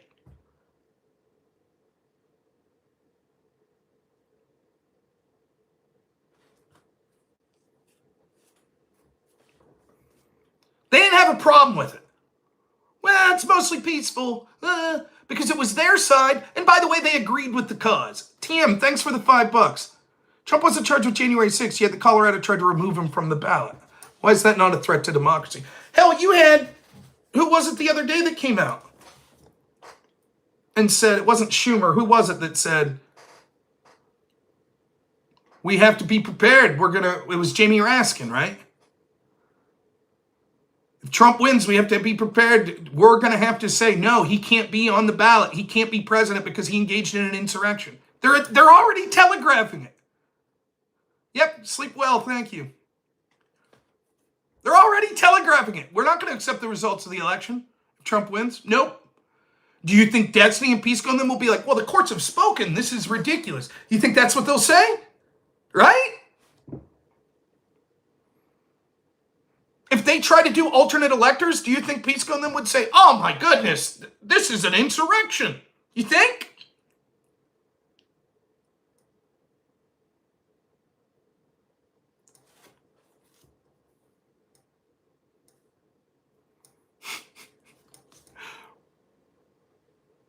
They're so concerned about they don't give a shit. They're so concerned about January 6th. Don't give a shit about the pipe bomb. Don't give a shit about the testimony of Capitol Police Sund, Chief Sund. Don't give a shit.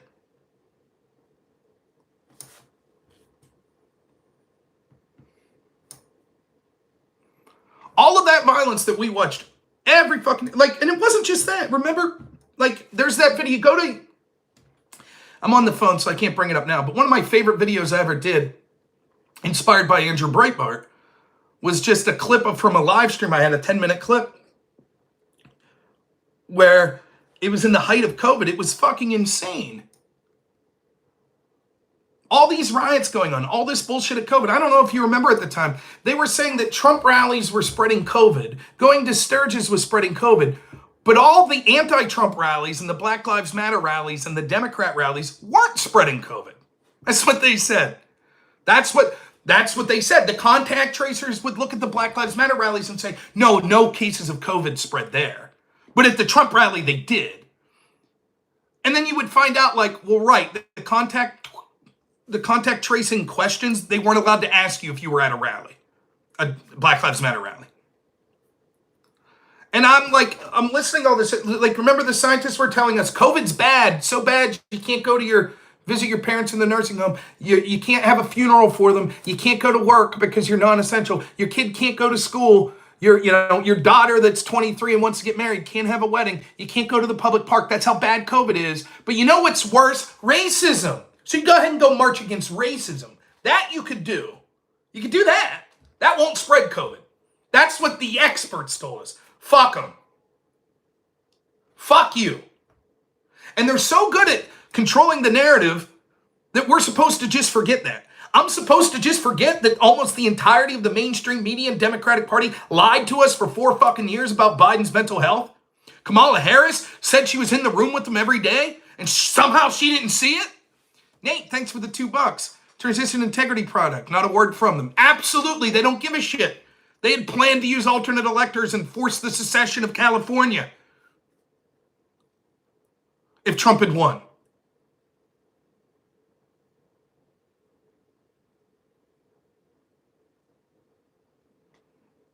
It's surreal. That shit happened in real time. And now they'll rewrite history. No one was really saying that.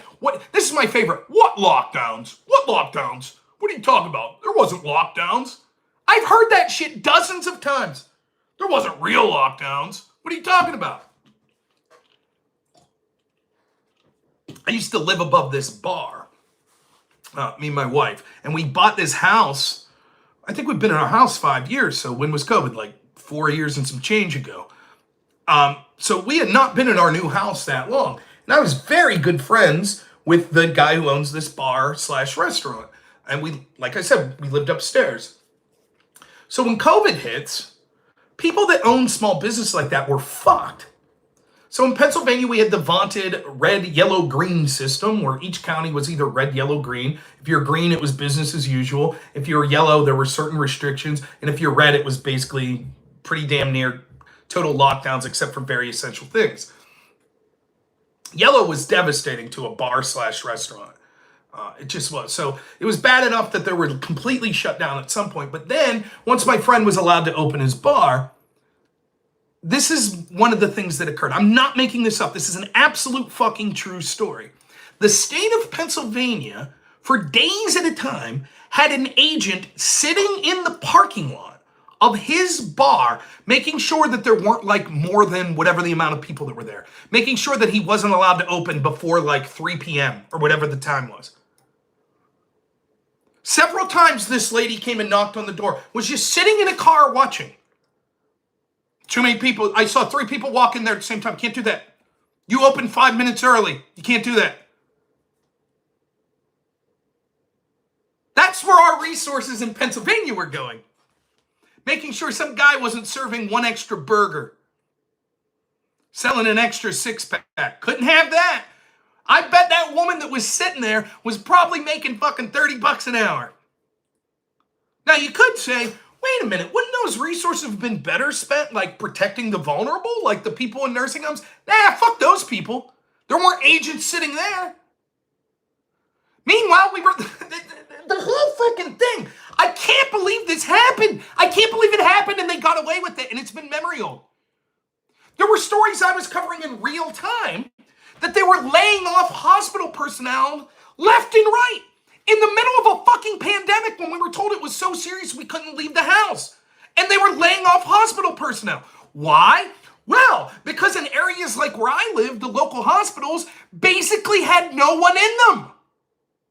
Why? Because no one was allowed to leave, and even if you were allowed to go to the hospital, you were scared shitless to go. And then even if you went, the hospitals were doing everything they could to keep you out of there. So any elective procedure, anything that you would normally go to the hospital for, too bad. So then what happens? Well, the hospitals aren't making money. So they have to lay off the nurses and shit. In the middle of a fucking pandemic. I've told this story about my brother. He was scheduled for brain surgery because he had epilepsy so bad. They had to delay his fucking brain surgery because they were worried that all of a sudden there was going to be a mass rush of COVID patients. Meanwhile, ICU hospital bed usage was lower during the COVID years than on average. Yet people that had real health crises were basically told, don't come.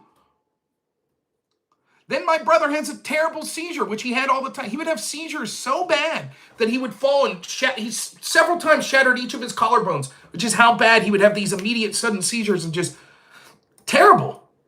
He has one. My mom drives him out to the hospital. Normally he would be in there for over a night. Hours and hours he'd be there because it didn't just come once. He would have relapses of them. So they'd keep him until they were sure that he was okay to go home. My mom's sitting in the parking lot, thinks she's going to be there a while.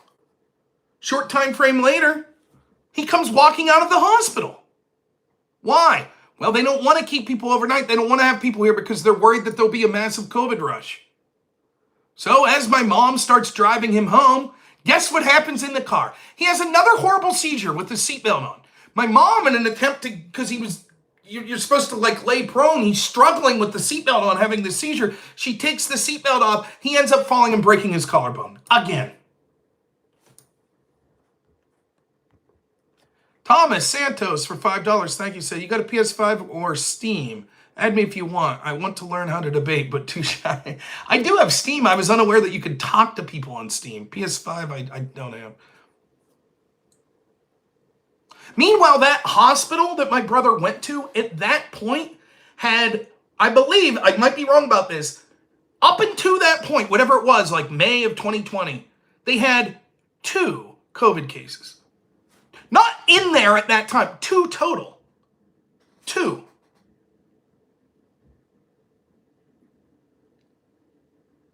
And for that, my brother had a terrible seizure and broke his collarbone and had to delay life-altering brain surgery. How many other people have a story just like that? No fucking accountability. None. We've just moved on.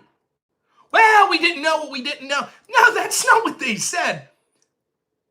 They said you were the problem. They said you were a piece of shit if you had questions. Now it's, well, we all did the best we could. No, fuck that. We didn't do the best we could. You were a bunch of blind fucking bleeding sheep that allowed authoritarians to fucking ruin people's lives.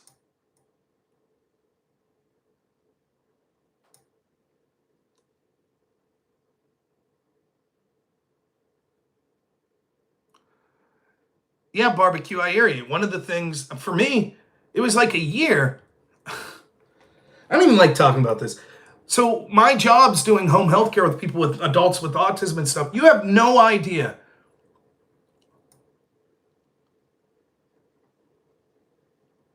Adults with issues like this, sometimes when they were younger, people just didn't know what to make of it. Now, I think there's sort of an over classification of shit. But back in the day, what do you do? What do you do with someone who's 50 now? You know, and they were in school and they're showing signs of pretty severe autism in kindergarten and first grade. What do you do? Unfortunately, there's a lot of people in that situation that didn't have a lot of people looking out for them. And sometimes they didn't have family looking out for them. And it's really tough. It really is. Not all of them. Some of them had family. One of the things almost universal in the people I've taken care of is that their loved ones, whether it be family or friends, are amongst the most important things in their life. Now, that's true for all of us.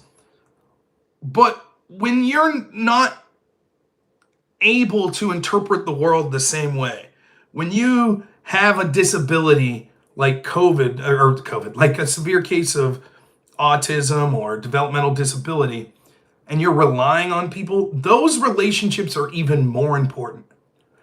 I can't tell you how devastating the lockdowns of COVID were for people I took care of. Sorry, we can't go see your family for a year. How do you explain that? How do you explain that to someone? Why can't I see mom? Well, there's an illness, there's a sickness. Well, what's that? Well, it's like these invisible germs, but what's that? Well, you know how like you got that flu one time? It's like that, but why can't I visit mom?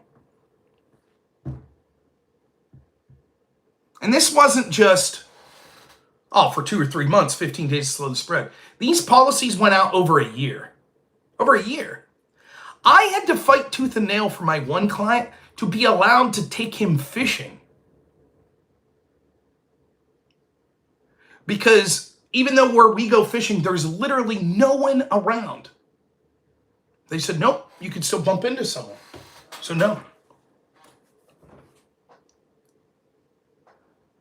Horror stories I heard of people with kids that had disabilities that rely on things like facial expressions to learn and to communicate, and everyone had to wear a mask. Years of development ruined. What about teenagers? Imagine it's your senior year in high school. I know it sounds cliche, but I was really into sports. I played French horn and band. Shit was sort of important to me. Those milestones, your senior night in football, or, all of it pissed away.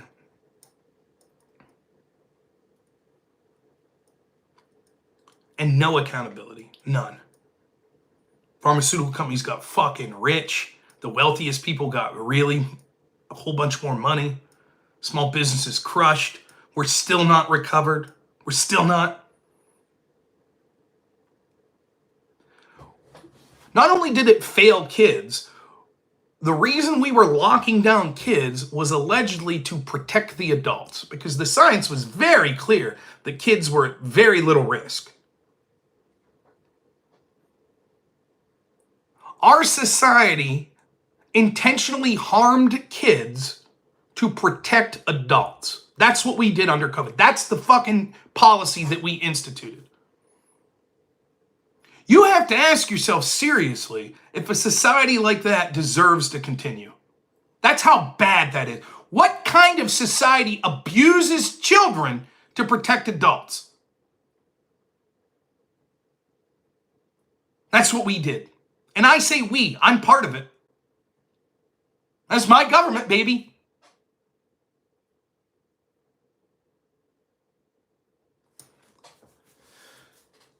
No accountability. None.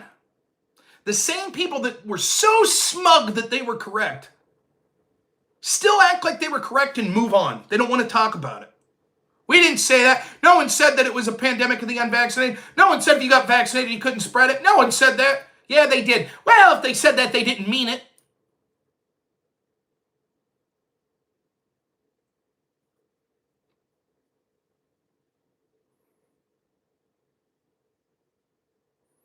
same shit with Russiagate. Since 2016, there's always a story that Donald Trump is the uniquely worst threat in the history of the world, in the history of the country. Trust us, this is the biggest story ever. Trust us, trust us, trust us. This time it's real. And then we find out years later, like, it was kind of bullshit. Oh well, now trust us this time. Oh boy, insurrection, blah, blah, blah, blah, blah, blah, blah, blah, blah, blah, blah, blah.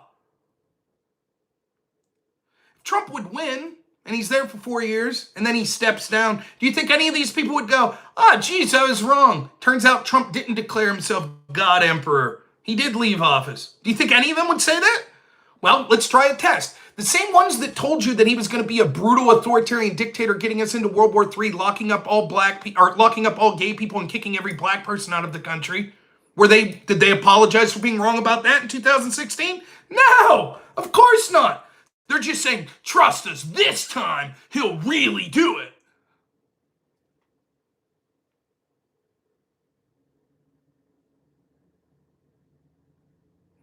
Yeah, I don't give a fuck. I'm not talking to Tom Foolery about January 6th.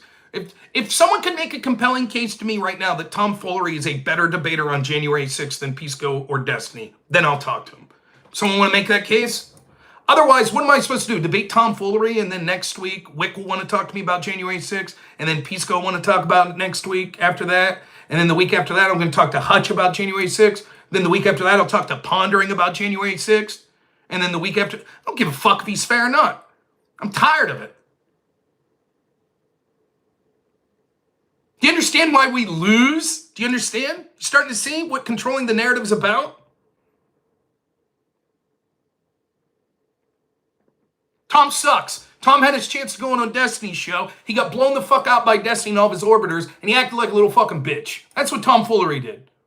Tom, you streaming? You watch me right now? You look like a fucking bitch. I would be ashamed if I went on with people that I was an orbiter of and they treated me like dog shit like that and you were too fucking spineless to say anything about it.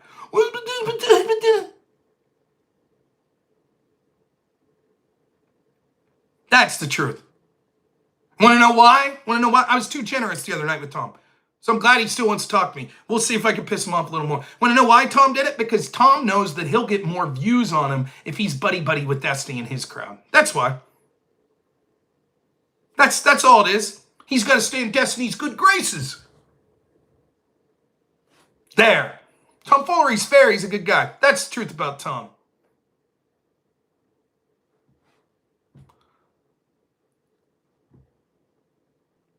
Well, Tom, this is when he messaged me. I want to talk more about the definitions, how we use the word insurrection. Right, like I just did with Destiny for 5 fucking hours the other day. Same thing, right? Same thing. Let's do it again. Let's run it back again. Let's talk about what someone else wants. When do I get to say, I'd like to talk about the shit I want to talk about? When do I get to say that? Am I just perpetually having to debate everyone on the fucking topic that they want forever and ever and ever? Is that what it is? Does anyone here think that there's any utility? Do you think if I debate Tom Foolery that it's going to be like, oh, now here's a left-winger really making the case? Does anyone think that? Mike, thank you so much for the $2 donation. Planet Peterson is better debater than Tom. I don't know who that is, but... Now, having said that, I don't dislike Tom. I don't. But that's the truth. I'm not saying he's not fair. I'm saying he bitched out and he needs to bend the knee to Destiny. It benefits his channel. That's what I'm saying. Yeah, he's an orbiter. That's it.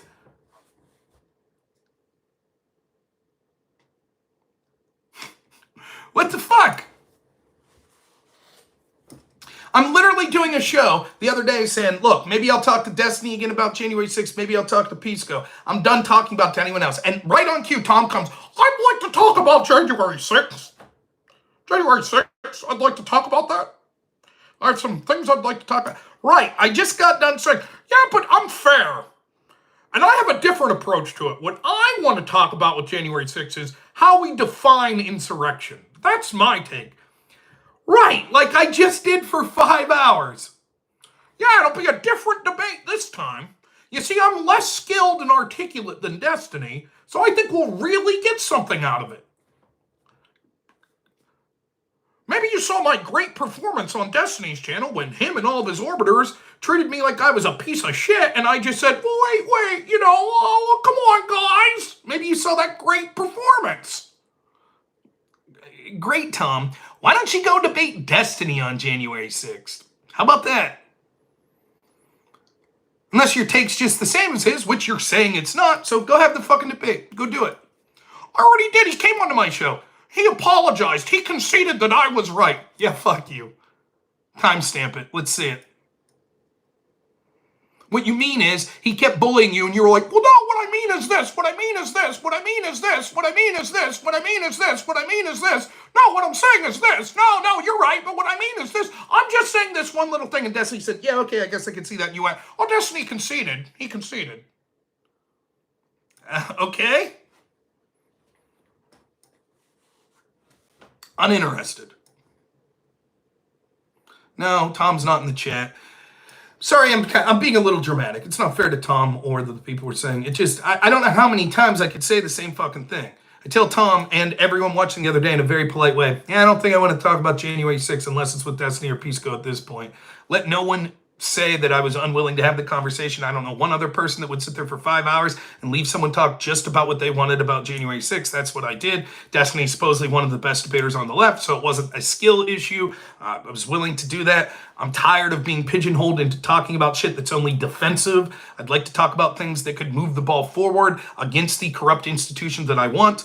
That's what I want to do. I never get that opportunity in debates, so I'm sort of tired of debating January 6th. Everyone get that? And then Tom DMs me. But I really want to talk about January 6th. I'm like, yeah, okay, whatever, dude. Then I come on here today and people are like, Tom's really itching to talk to you about January 6th. I get it. And I'm not trying to bite anyone's head off. That's the messenger here. I understand people don't get, like, exactly what I'm saying. Oh, look, there's Econoboy.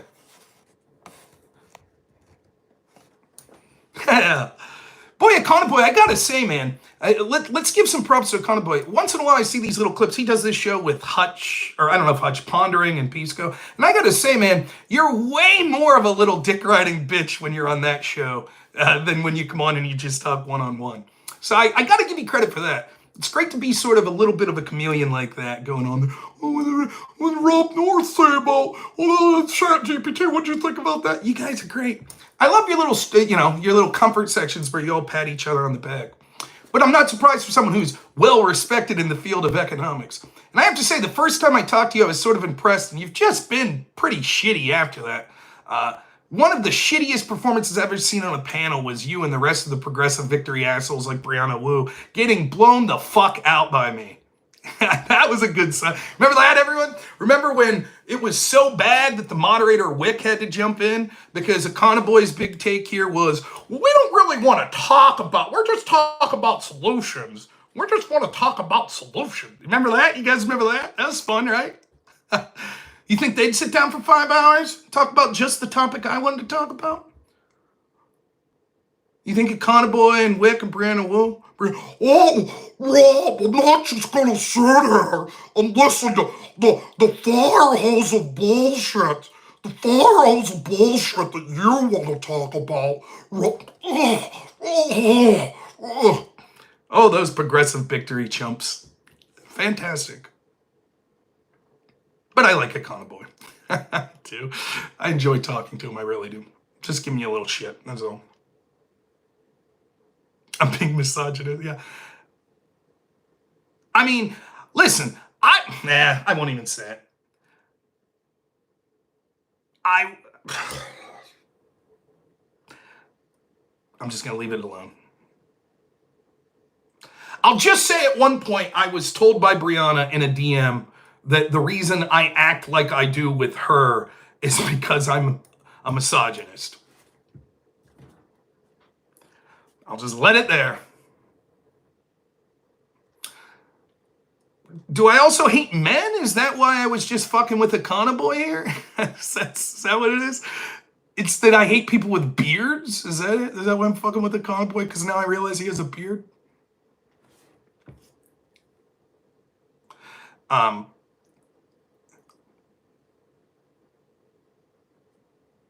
I think Econoboy is good at talking about stuff that he likes talking about. I don't think Econoboy was really equipped on that panel. It was a bad showing. I don't know why you would, like, and here's the other thing. Get Tom on and ask why he lies. Lies about what? I'm just giving a sort of caricature of what was going on with Tom. I can't talk to people right now because I'm on my phone. I don't know how to take like Discord calls and stream while I'm on the phone, so it can't happen.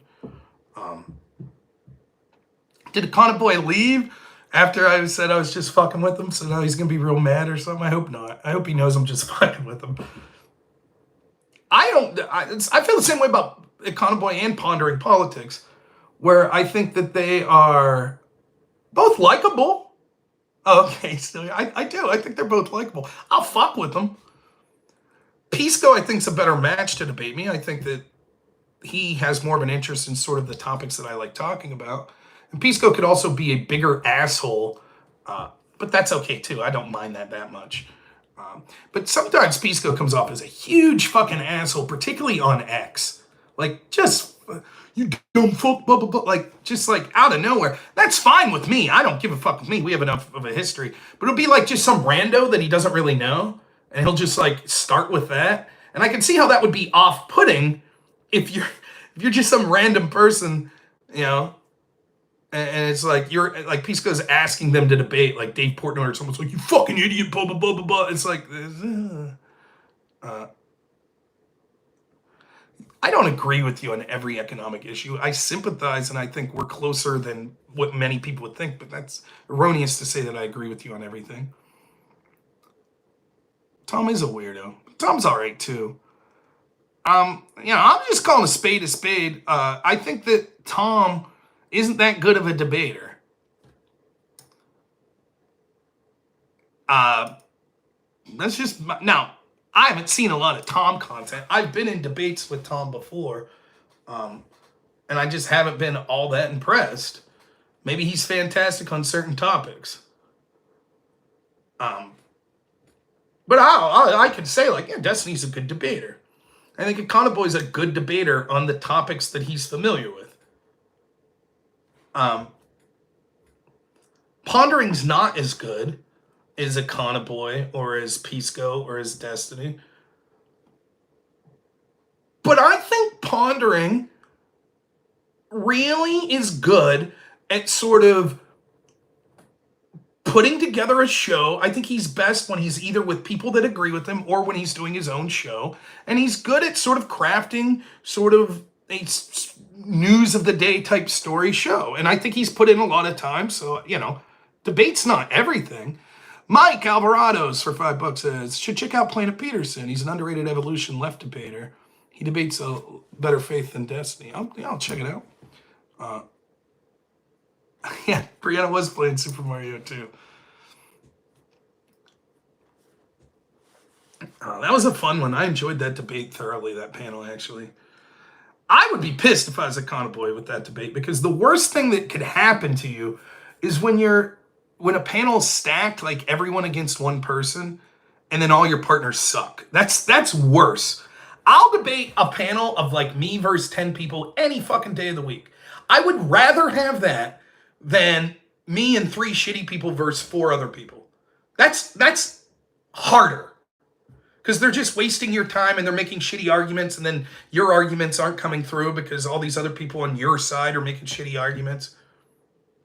So I kind of felt bad for Econoboy, even though I don't think he was doing good in that panel debate. But I knew he could have done better. Brianna's fucking dead weight. Elder Drazi was sort of in the middle of that debate, so he wasn't really helping. And then who was the other guy? He didn't bring much to the table. And then Wick's jumping in, and that optically looks even fucking worse. Anyone who's only half paying attention is like, wait, what? It's 4 or 5 on 1, and now the fucking moderator's jumping in? Oh, there's Pisco. There he is. I saw that. Good for him, man. That was fucking shit. Of course, I say that, and then I don't. Here's the problem when someone gets banned. You're sort of, unless you're watching it happening live, you're sort of taking their word for it, because rarely do people have, like, the receipts, because how would you? Unless you're streaming to multiple platforms. But if you're only streaming to Twitch and they ban you and then you can't get to the VOD or whatever because it's been removed, then Lecturefan said basically it was that he brought up the name of some 1954 bill. I'm guessing that it had some sort of name that's considered a slur, maybe an old-fashioned term for black people. I'm guessing maybe is what it was. I don't know. Anyways, I'd appreciate if someone does know not saying it in the chat because it's bad enough. Oh, yeah. Okay, now I do know what it was. Yeah, I mean, whatever. Fuck it. Pisco, you really think you're... Clip this, man. Clip it, because I've been working, so I don't have a lot of time. I did not know that, but I was touting Lecturefan as well. I think that he did Twitch way before me. And even though I hadn't seen him when I started live streaming to YouTube, he was one of the reasons I started streaming to Twitch. So, he's a good guy. All right, Pisco, clip this. Ready? Let's talk about, I already talked about this a little yesterday. Let's talk about Pisco's big gotcha thread on X. Now, first off, let's get some cursory shit out of the way. Pisco is the most dog shit bad faith person on X, period, right? He never responds or very rarely responds. Everything he does is quote tweet you so that he can up his engagement. He constantly reposts his own tweet like immediately. I have screenshots where he's like reposted his own tweets within like 5 seconds of posting them, and then he does it like 20 times. And it's all designed to not just get engagement, but so that things are in a bubble to make sure that his audience is seeing shit. It's ridiculous. And it's one of the reasons that I think Sitch and Adam called Pisco out for this. It's absolutely something that's deserved to be called out for. Now you haven't stopped doing it. You have not. You haven't. You still are doing the quote tweet shit largely in your interactions with me. So I've decided instead of pissing and moaning about it all the time on X like I was doing, I'm just going to do the same shit. So I don't repost all my shit. Once in a while, I do repost something of mine, but normally if it's like a video, so like I'll put a video up and it'll be up for 3 hours and then I'll click retweet. Sometimes I do that, but Pisco will do it like immediately. And I get it. I understand trying to build up your engagement and shit, but what happens is it like just keeps it in your little bubble. So I'm not going to fucking respond to Pisco tweets anymore. I'll quote tweet and then I'll say, oh, Pisco said this, and here's my answer. But I'm not going to respond to him. I'm not going to, for over a year of watching Pisco do that shit to me, that's just going to be the way it goes now. So fuck it. I don't care. So that's that. So that's number one. Doesn't mean that his argument's shitty or anything. It's just the way he's presenting it's in a shitty way. That's it. Now, I don't give a fuck. The other thing, I was just saying this, Pisco, I don't know if you heard this part, but you're an incredible dickhead on X. Which is fine for me because I'm a dickhead too, so I don't give a fuck. We've interacted a bajillion times, so I don't give a fuck. So if you're like, fuck you, you piece of shit, you fucking moron, I don't really care. I don't. And I'll rip right back. But there's a lot of people where I'll see that you're sort of posting to people that I don't think that you have that sort of level of familiarity with. And I can see how it's very off-putting for them. So like, I would have loved to have seen Dave Portnoy talk to you. But you're such a fucking dickhead, it's never going to happen. And I don't see how you can't see that that's a little bit self-sabotaging. Now, when you're streaming and stuff, that's a little different. It's in the moment. It's not really right there in everyone's face to see. So if you want to be like, Dave Portnoy's an asshole, sure, great, whatever. But I'm constantly like, just roll my eyes like, okay, Pisco, like you fucking... Sometimes people start shit with you, but other times not. Other times you just take it to 11 right out of the gate. It's like, you fucking moron, you're the dumbest fucking person I know, blah, blah, blah. Can't even make a fucking argument, blah, blah, blah. And it's like, I don't mind if you do that with me. I'm perfectly fine with it. It doesn't bother me in the least bit. But I can see how it's off-putting to other people. I'm just saying, that's it. And if your goals, all particular when you're talking to the next tier, like you talk to me, I'm fucking me, but who am I? But if you want to talk to like someone like a Dave Portnoy or a Dave Smith or a Tim Pool, that shit ain't gonna fly. They're gonna be like, fuck this guy. That's all I'm saying. Just saying. So I'm not saying that I'm not gonna talk to Pisco because he acts like this. That's it. Now, on to, I said clip this. That has nothing to do with Pisco's argument. So let's talk about Pisco's argument.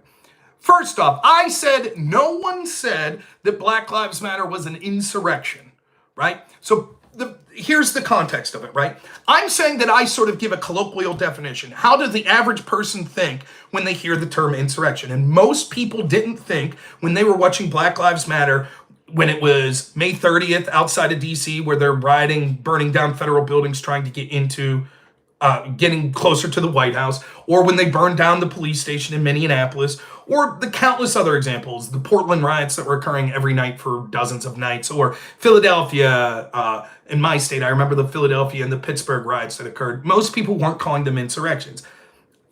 I said no one said. First, it is always a mistake to say everyone or no one, because there's always someone that did, right? It's just the way it is. Like the example I gave yesterday when I talked about this, I could say, let's say I'm having a debate on the Kennedy assassination. And I says, well, no one said Kennedy didn't really die. What they're saying is that maybe the CIA was involved or people more than Oswald. I'll bet you could find people that were like, no, CIA, Kennedy never died. It's like, okay. So on a technicality, sure. So if Pisco could find one person that says, oh, actually, Black Lives Matter was an insurrection, it's like, okay, whatever, dude. But I'm not going to fucking cheap out with that. I'm not. Because Pisco didn't just find like one random person. He found a handful of people, which is more than one person. And he also found people that were in sort of positions of authority, like Trump, like I think Tom Cotton was one. I don't know, some random Twitter people with bigger followers, like, I don't know if it was redheaded libertarian, cat turd, people like that. Matt Walsh, I think, was one. And that's not nothing. And I'll be honest, I didn't fucking remember that. Did I see it at the time? Maybe, but I didn't remember that. I did not. And that's not nothing. It's not. So when I said, I think it is fair for Pisco to say, this isn't me copping out saying, listen, I said no one, but clearly I meant a handful of people. These aren't just random people. If it had just been Pisco was like, here's my friend on Facebook that said it, then yeah, I'd be like, come on. But I mean, you can't say that when you're talking about Trump and Tom Cotton. I don't think you can. So that's number one. Number two, I said that CHAZ was an insurrection. I said it in a tweet and I said it in a car stream. Now, I find this hilarious because this means that Pisco or group of people on behalf of Pisco sending him shit had to go through hours and hours and hours of my shit. Those car streams are absolute dog shit because I did them for like years and I didn't know that the audio was never syncing up because I never watched my own videos. Right? I didn't know that. And so that the audio shit and they cut in and out. So to actually go through all of my shit, including those car streams, means that hours upon hours were used. Unless you used an AI, which is even funnier given the fucking DGG arguments against me with AI, which would be fucking funny if that's what happened, right? So there are AI programs that you could use to go through videos and then key in on a word. So maybe that's what happened. But that's, which is funny. Old Pisco GPT there, yeah. In those, I said the CHAZ zone was an insurrection. I didn't remember saying that, but seeing as how I've said, even in the debates I've had recently, CHAZ, I'm not sure. That may be qualified an insurrection. That's what I've said. I think I've been quite clear about that. I think CHAZ is separate from things like May 30th, riots in Philadelphia. I think CHAZ is sort of separate from those. It is clearly something that was far more severe. It was literally taking over parts of the country for weeks with armed militiamen. It's clearly different than riots in the heat of the moment.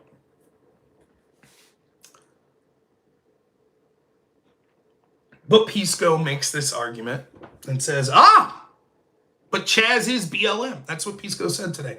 CHAZ is BLM, right, Pisco? Is that true? You're saying, well, this still counts because I said nobody said BLM was an insurrection, but CHAZ is BLM, correct? You just give me a yes or no.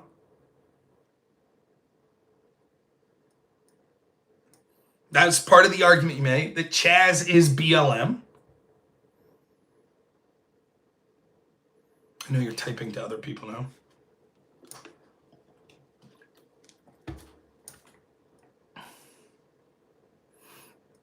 Part of the argument you made was, well, if I said that it didn't call CHAZ is BLM, right?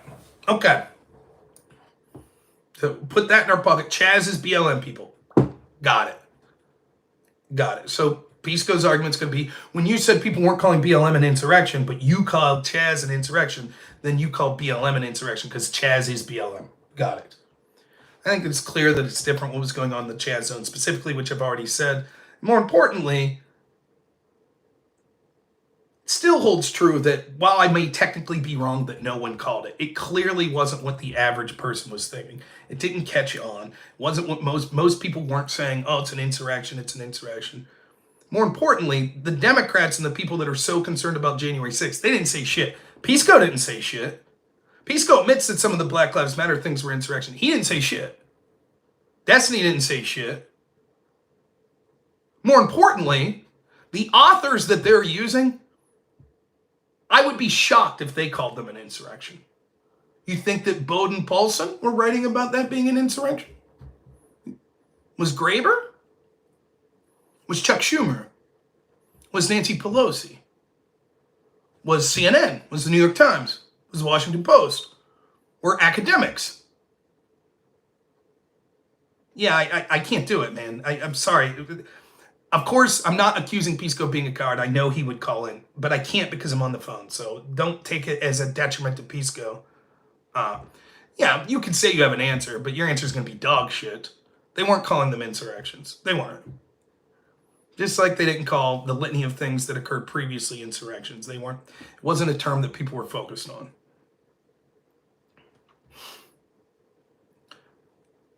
So I don't think it does much to determine. I'm still saying colloquially, the average person wasn't looking, and this is what I made quite clear. Like when I heard, hey, did you hear what happened in Pittsburgh? We're locked down in COVID. Did you hear what happened in Pittsburgh the other day? There was a riot. They were fighting with police and blah, blah, blah, blah, Black Lives Matter. I wasn't like, oh, insurrection. To me, the term insurrection means like trying to overthrow the government. Now, it's clearly different when you sit down and you try to define something. For example, take a word like, this is the example everyone always gives, like chair. Like when someone says chair, you basically have an image and idea of what that means. But if someone says, well, now define chair, like you're going to put a little more effort in and be like, okay, I guess this is how I would try to define it. So people weren't like, insurrection. CHAZ was different. It was different just because of the severity of it. Let's see.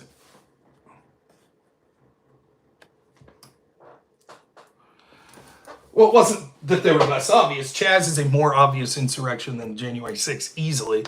Political bias, that's part of the argument I would make to why Tom Cotton and Trump were saying it. Yeah, they're hyperbolically going to say insurrection about Black Lives Matter shit because they see political utility in it. But that doesn't mean that's what the average person thought of it as. And I think it's self-evident that the average person didn't think those things were insurrections, nor did the majority of our prominent law enforcement, nor did the majority of our legal world, lawyers, judges, etc., nor did the majority of our media personalities, nor did the majority of our academics. They weren't really calling it an insurrection.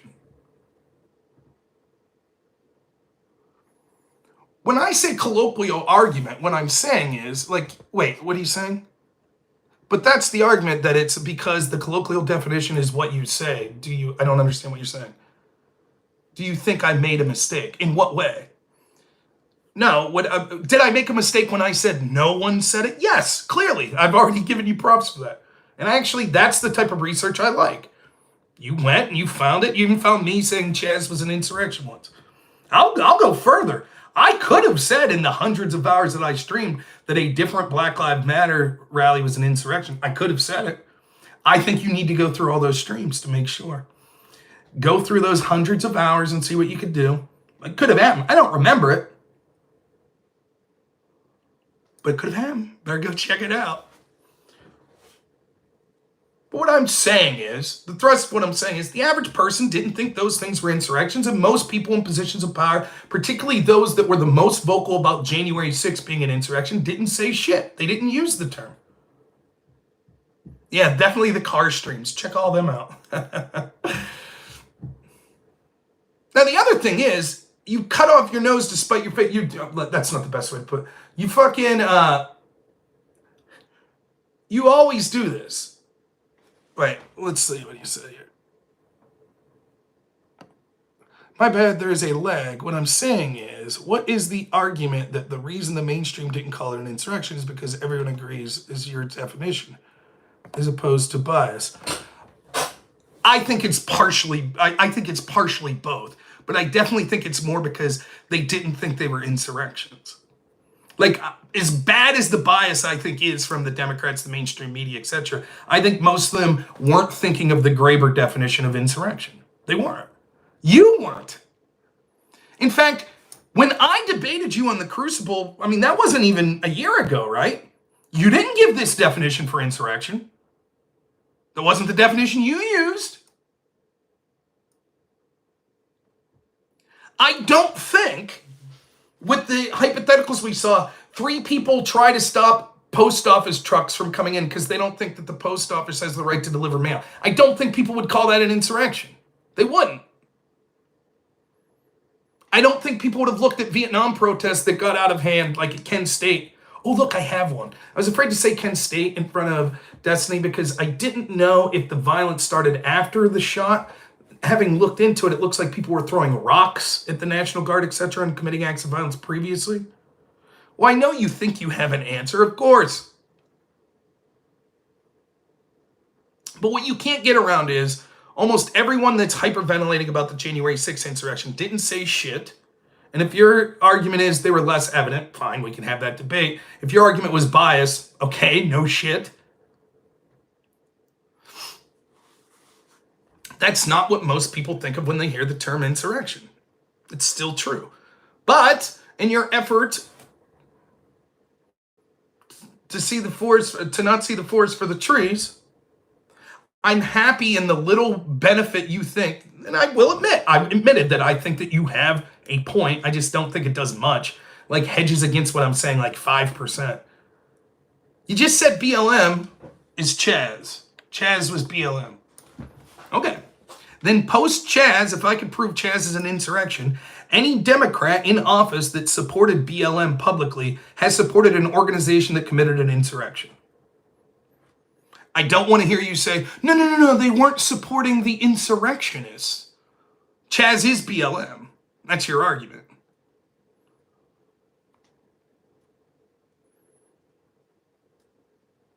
So, I'm glad I got that admission from you. Great. So think of that. We saw BLM, not my words, Pisco's. We saw BLM, the organization, commit an insurrection where at least one young African American was murdered, that set up their own security, armed security, that seceded from the state and thereby the country for weeks, that outgunned the police, that the police were intimidated and couldn't come in. That organization that did that had almost universal support from the Democratic Party. And Pisco wants you to believe that if you support Donald Trump, you're supporting a violent insurrectionist while he's going to bat for the party that couldn't speak highly enough of Black Lives Matter, which he has admitted was CHAZ, insurrectionists that violently overthrew parts of a city, 6 city blocks. Oh, what's that, Pisco? No, engagement's different from whether something is an insurrection. And obviously, the dispersed nature of BLM movement raises difficulties in acting. We're not talking legally. I think you could still make a legal case. For example, I was reading people that were talking about how engaging in an insurrection, for example, in the Civil War, could have been purchasing shoes for a young person that was fighting for the South. That purchase of shoes could have been engaging in insurrection. Well, we know, for example, the politicians in Seattle were sending resources into the CHAZ zone. We know that. That's clearly engaging.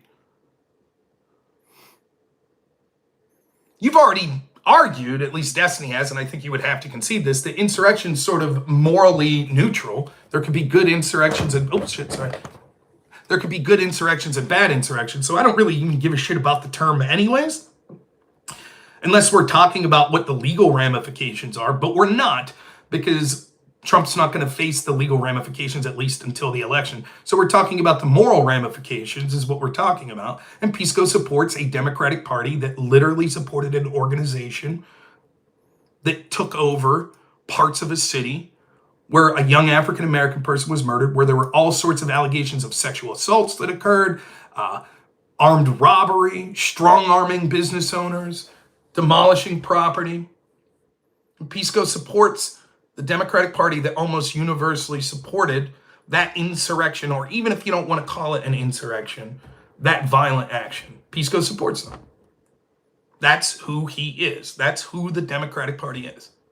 And now he wants, notice how it's like, wait. When it came to me, when it came to him making the argument where I said, like, look, I wasn't calling May 30th an insurrection. I wasn't calling Black Lives Matter an insurrection. He says, yes, you were, because you one time called CHAZ an insurrection. And CHAZ is BLM. Okay. And then as soon as I point out, well, then that means all the Democrats that supported BLM supported the organization that did CHAZ. He's like, no. They're decentralized. That doesn't count. See, it counts when I do it, but it doesn't count when the Democrats do it. You see how that works? See how that works? So, I have it in writing, unless Pisco deletes his tweet. CHAZ is BLM. BLM is CHAZ. The Democrats supported Black Lives Matter. They supported, this is no different than if a group that called themselves Patriots for American Patriots, or we'll just say MAGA. MAGA's not an official group. Yet we hear all the time of the dangers of MAGA and how MAGA had an insurrection.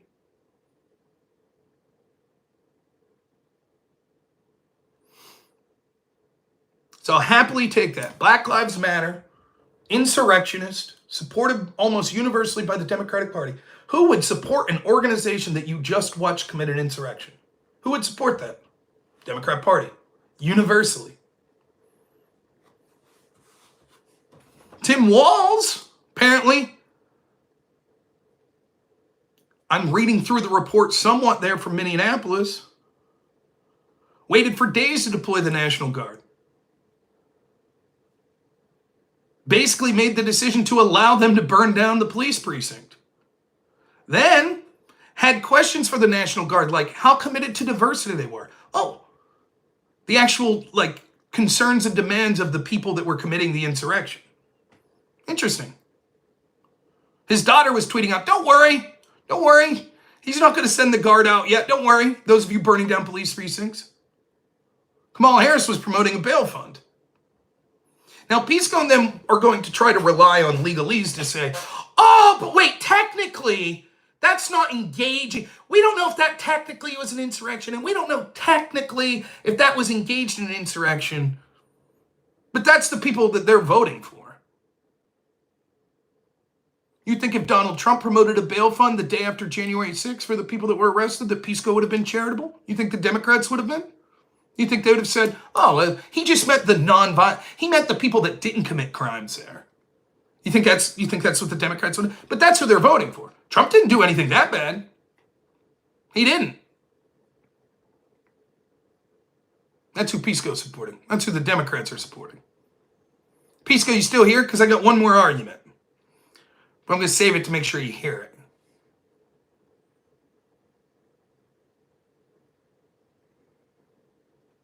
We'll see. I know it's lagging a little, and it's a pain in the ass to type. So I'm not. Clearly, it's not fair that I get to talk and Pisco doesn't. But that's okay. This fucking Pisco does videos about. He dropped out? Okay. Well, then I'll just say it. The other argument I have, and you can let Pisco know, is, oh, no, when I said CHAZ was an insurrection, what I meant was it wasn't an insurrection.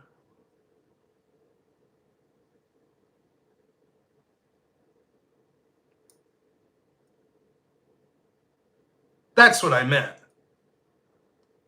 No. When I was in the car and I said CHAZ is an insurrection, what I meant was it wasn't an insurrection.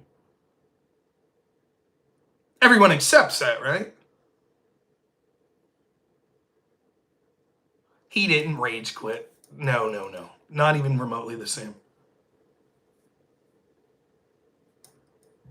That's an acceptable argument, right? I don't want to hear Pisco or any of his crowd get upset. If we set up a debate, and that's my defense, I said, Pisco says, Rob, here's the evidence that you said CHAZ was an insurrection. And I say, oh, no, what I meant was it wasn't an insurrection. So Pisco will have to say, okay. Right? And his audience will have to, if he says that's bullshit, his whole audience is going to be like, come on, Pisco, that's ridiculous. Why are you harping on this? Right? That's what his audience would say, right? That's what they would have to say. And then when he would say, this is fucking ridiculous, why even have a debate with you, Rob? This is so fucking bad faith. But that's Pisco's argument with the Jamal Bowman thing. Same argument. Boy, wouldn't it be frustrating? Wouldn't it be frustrating if Pisco's like, oh, I think that, notice how things are different. Now, granted, I'm not fucking saying like, oh, that's it. Pisco's argument devastates mine. That's it. I'm still telling the truth why I think that my arguments still hold up. But notice what I did. I was like, yeah, here's where Pisco has a point. Notice how I did that. They don't do that to me, ever. Show me when Pisco ever does that. Show me.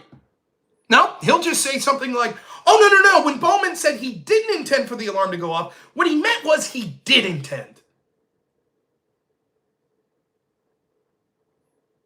You see the difference?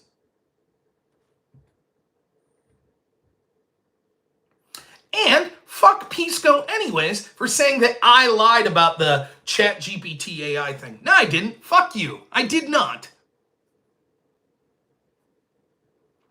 I had screenshots that Pisco himself had sent me.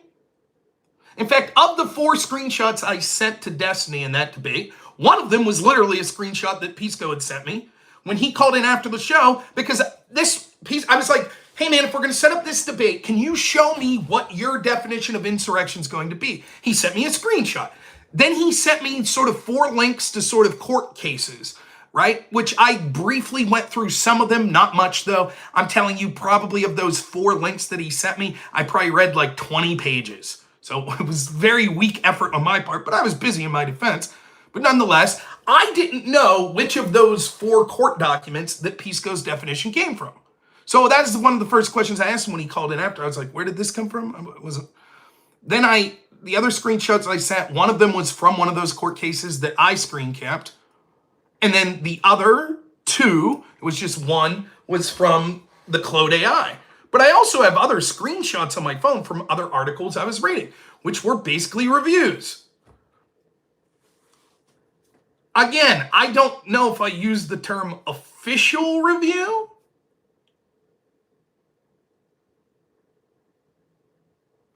I don't know. But what I'm talking about was even fucking Tom Foolery sent me a DM on Discord and was like, hey, here's one of the reviews I think you read. It is one of the ones I read, but it wasn't the one that I was talking about. And they're basically just little articles. It wasn't like 50-page response to Bowden Paulson. It was like, I'm laying in bed at night and I'm using Safari to search. Oh, that's interesting. Screenshot that.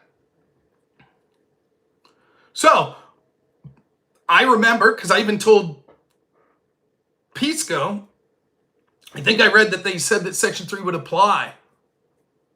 And I skimmed in the fucking briefest way the Bowden Paulson paper. Not even enough to mention it, really. So then 11 days later, I remember that one thing. And that's just, my mind works that way. I'll remember little details. And I was like, well, okay, why does it have to be federal? And Destiny's like, oh, well, I don't know. And I was like, but doesn't Bowden Paulson, you want to hear what they say? Because I remember I screenshot this. I go to the screenshot. I didn't realize it was an AI at first.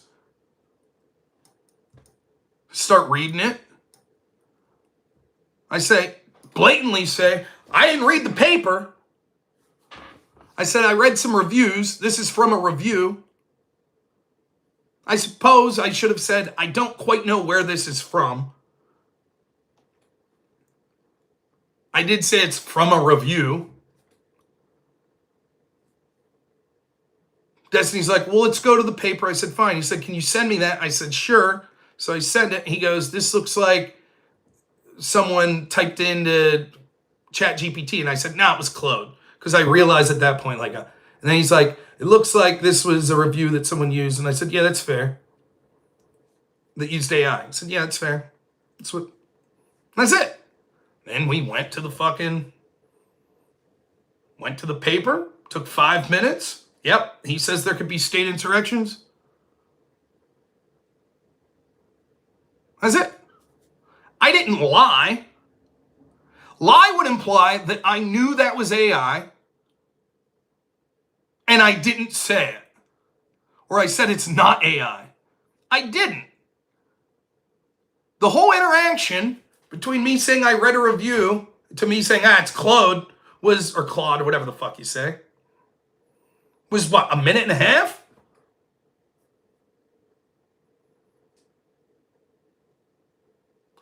But Rob, you bullied the AI. Let's say that's true. My claim was correct and Destiny's was incorrect. Yes, Bowden Paulson said there could be state insurrections. Now, that AI prompt did say that they said Section 3 would apply. And I accept that Pisco at least provided one footnote. I still haven't read the whole paper, but did provide one footnote that says, no, it shouldn't apply. Okay, fair enough. But for what it was used in that debate, I was more correct than Destiny. Which is hilarious because Destiny's argument is, I read the whole fucking paper. Odd then that you didn't know there could be insurrections at the state level. Then I'm supposed to believe that Destiny proceeds to debate me another 2.5 hours. But the whole time he's like, this was so bad, Faith, it was the worst thing. But for 2.5 hours he continues and then decides to rage quit 2.5 hours when it has nothing to do with that. That's what I'm supposed to believe? If you go and you watch the interaction, he's like, oh, okay, it does say it. That's it. And it basically had almost nothing to do with the broader conversation that we were talking about. Nothing. Meanwhile, in Pisco's own words, what's a greater sin? That or Destiny saying, yeah, I read this, and Pisco's like, no, you didn't. Pisco calls into my show immediately afterwards and says, Rob, at least when I send you shit, you at least cursory go through it. Destiny doesn't even do that. Right. And it's his topic that he gives a shit about. Fucking joke. It's all it is. It's a joke. It's just fucking cope. He rage quit. He didn't do as well as he thought he would, so he fucking rage quit. He sat there. We had an agreement. The agreement was half the time we spend talking about the definitions and shit he wants, half the time we talk about the double standard and how it was applied. He let me talk about the double standard thing for 10 minutes after he controlled the debate for 5 fucking hours talking about what he wanted. Then he fucking rage quit. And so he has to cope and make excuses. And because of the weird fucking parasocial relationship that people have with streamers they follow, all of his fucking NPC followers were like, Rob uses ChatGPT. Rob uses ChatGPT. Fuck him. Cope. Your boy rage quit. He fucking sucks. Then he doubles down. I fucking said it the next day. People were like, did you see his video says caught you using AI? I was like, it's probably his editor. He probably doesn't feel that way. Then he comes out and says, not only does he feel that way, that this AI thing was so immoral, but he's blacklisted me. Oh, no, blacklisted. Oh, no. Not blacklisted from Destiny straight. Fuck him. Now, I still like listening to Destiny. I still think he's intelligent. I still wish him the best. I think that he does certain things better than I ever will. He's built an audience. I think he's entertaining in ways that I'm not. I wish him all the continued success. I can talk shit in his personal life. I can fucking wish ill of him. Not. But fuck him. I'll be damned if I'm going to sit here and say like, oh man, oh no, I got blacklisted from Destiny Show. That sucks. Fuck him. He rage quit, then he blacklists me because he can't fucking take the heat. That's what it is. So he's looking for a fucking excuse. And he finds an excuse, and that's all it takes, one excuse, so his audience can go, oh yeah, he quit because Rob used ChatGPT. That's why. It's all cope.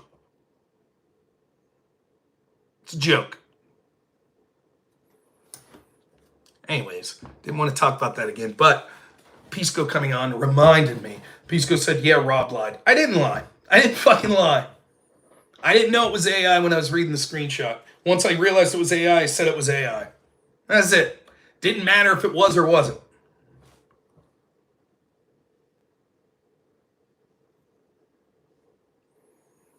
The problem was, it wasn't even like really germane to the debate. It wasn't like ChatGPT. That was literally the only time AI was brought up, with the one caveat of when you Google search something or whatever, there's sometimes the prompt that comes up top. I assume that's some form of AI, but we went to the source material there anyways. Yeah, okay, Sparky. You're coping telling me that it's cope then, Sparky. Stop coping, Sparky, telling me it's cope. I'm only bringing it up because Pisco said I lied about it. I didn't fucking lie about it. Stupid. You're in a cope spiral. That's why I'm not debating Tom Foolery on January 6th. I don't give a fuck. But, so that's cool. I'm blacklisted. I don't care. I'm not going to fucking reach out to him. If Destiny wants to reach out to me and say, hey, you're not blacklisted, I'll say, whatever. If you want to talk to me someday, let me know. But I ain't going to fucking reach out to him. I don't give a fuck. And if I do talk to him again, it's going to be, I'm going to set the groundwork. We're going to talk about what I want to talk about for the first half of this. I'm not going to do it the opposite way. Because you've shown that you're not good faith, that you'll fucking rage quit when it gets to time to talk about what I want to talk about. So we'll start with what I want to talk about. That's how the rules will be when I talk with Destiny. Or he can stay in his little fucking bubble and talk to people that don't know what the fuck they're talking about in spaces, so his audience thinks he's a big man, then go on Piers Morgan and make an asshole of himself. Fine by me. Have at her, dude. And I'm under no assumptions that Destiny needs me for his channel to be good. Fine. Wish you all the best.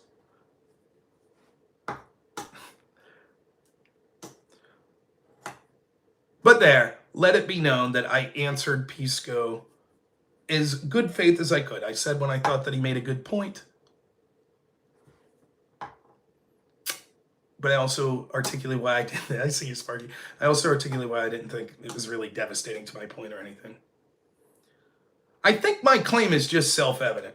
Did the majority of people, did the average person think that Black Lives Matter was an insurrection? Did they say, yeah, insurrection? Were they talking like that? No, they weren't. There's a reason. That's not how most people think of an insurrection.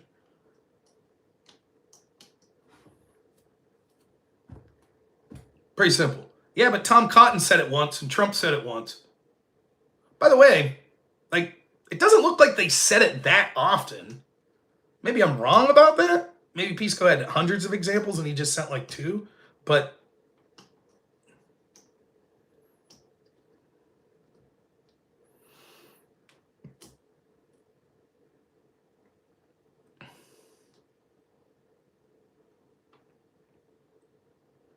yeah, Sparky called CHAZ. I do think that that's different. I think that CHAZ and CHOP was massively different. Well, I called for the National Guard to be deployed at places like Kenosha, and I didn't call, to my knowledge, I didn't call Kenosha an insurrection.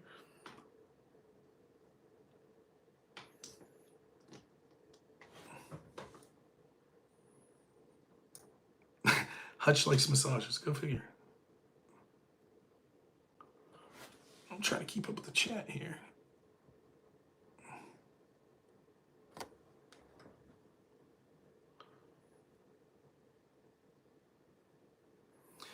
The double standard is incredible in how they treated these two events. People were getting settlements that were arrested for rioting in Black Lives Matter. And then non-violent people with January 6th are being fucking locked up in solitary confinement. So. Oh, it's my body double, Hutch.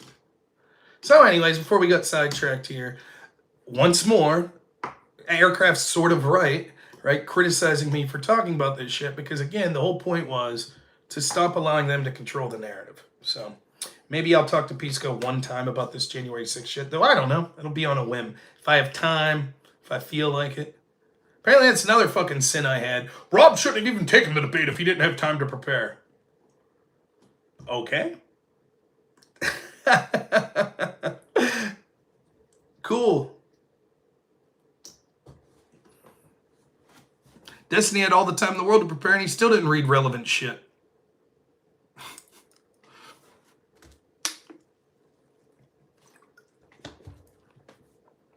Remember that assassination attempt on Trump? Remember that? Remember that? Remember how that got black holed? I remember.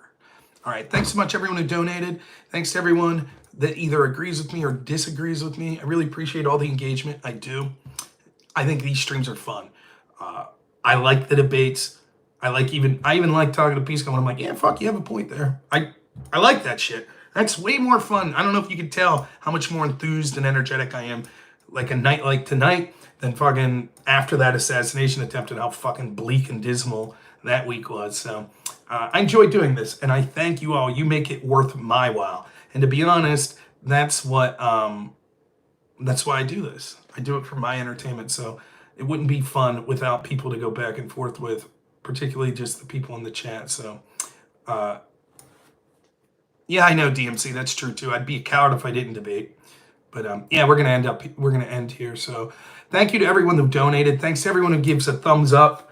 I really appreciate it. The money does help. It really does. You can also, if you want to donate in a way that I get more of a percentage in how it's donating, you could donate to PayPal. The problem is, if you donate to PayPal, I don't even remember what my PayPal name is, but people do that, and then I completely fucking forget to thank them when I'm on stream. So I understand why. If I donated to me on PayPal and then I never said a word about it, I'd be like, fuck that guy. I'm not sending him any more money. So I get that. I do. But I do get a higher percentage, I think, if it's donation through PayPal. But then you don't get your super chat read. Super chats are fine. Thank you so much. You guys are the best.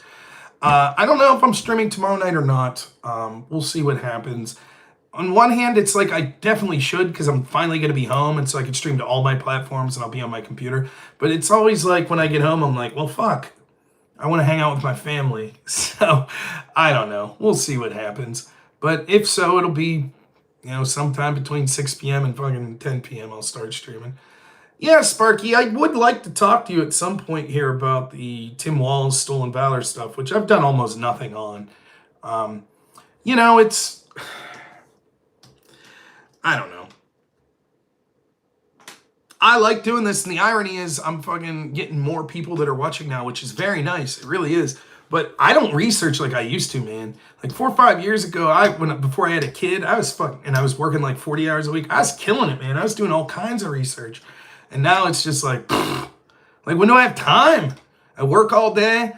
Sometimes I'll get a moment in my phone where I just scroll through X real quick. I didn't watch that Trump-Elon Musk conversation yet. I got to watch that at some point. So, I don't know. I feel like I'm behind the 8 ball. I need to do more work. Maybe I'll start hitting the pavement here, and then after the election, we'll do some fun streams instead of politics for a while, maybe. Probably not. It'll still be politics. Who am I fucking kidding? So, all right, guys. Thank you so much. I appreciate you all. As always, have a good one.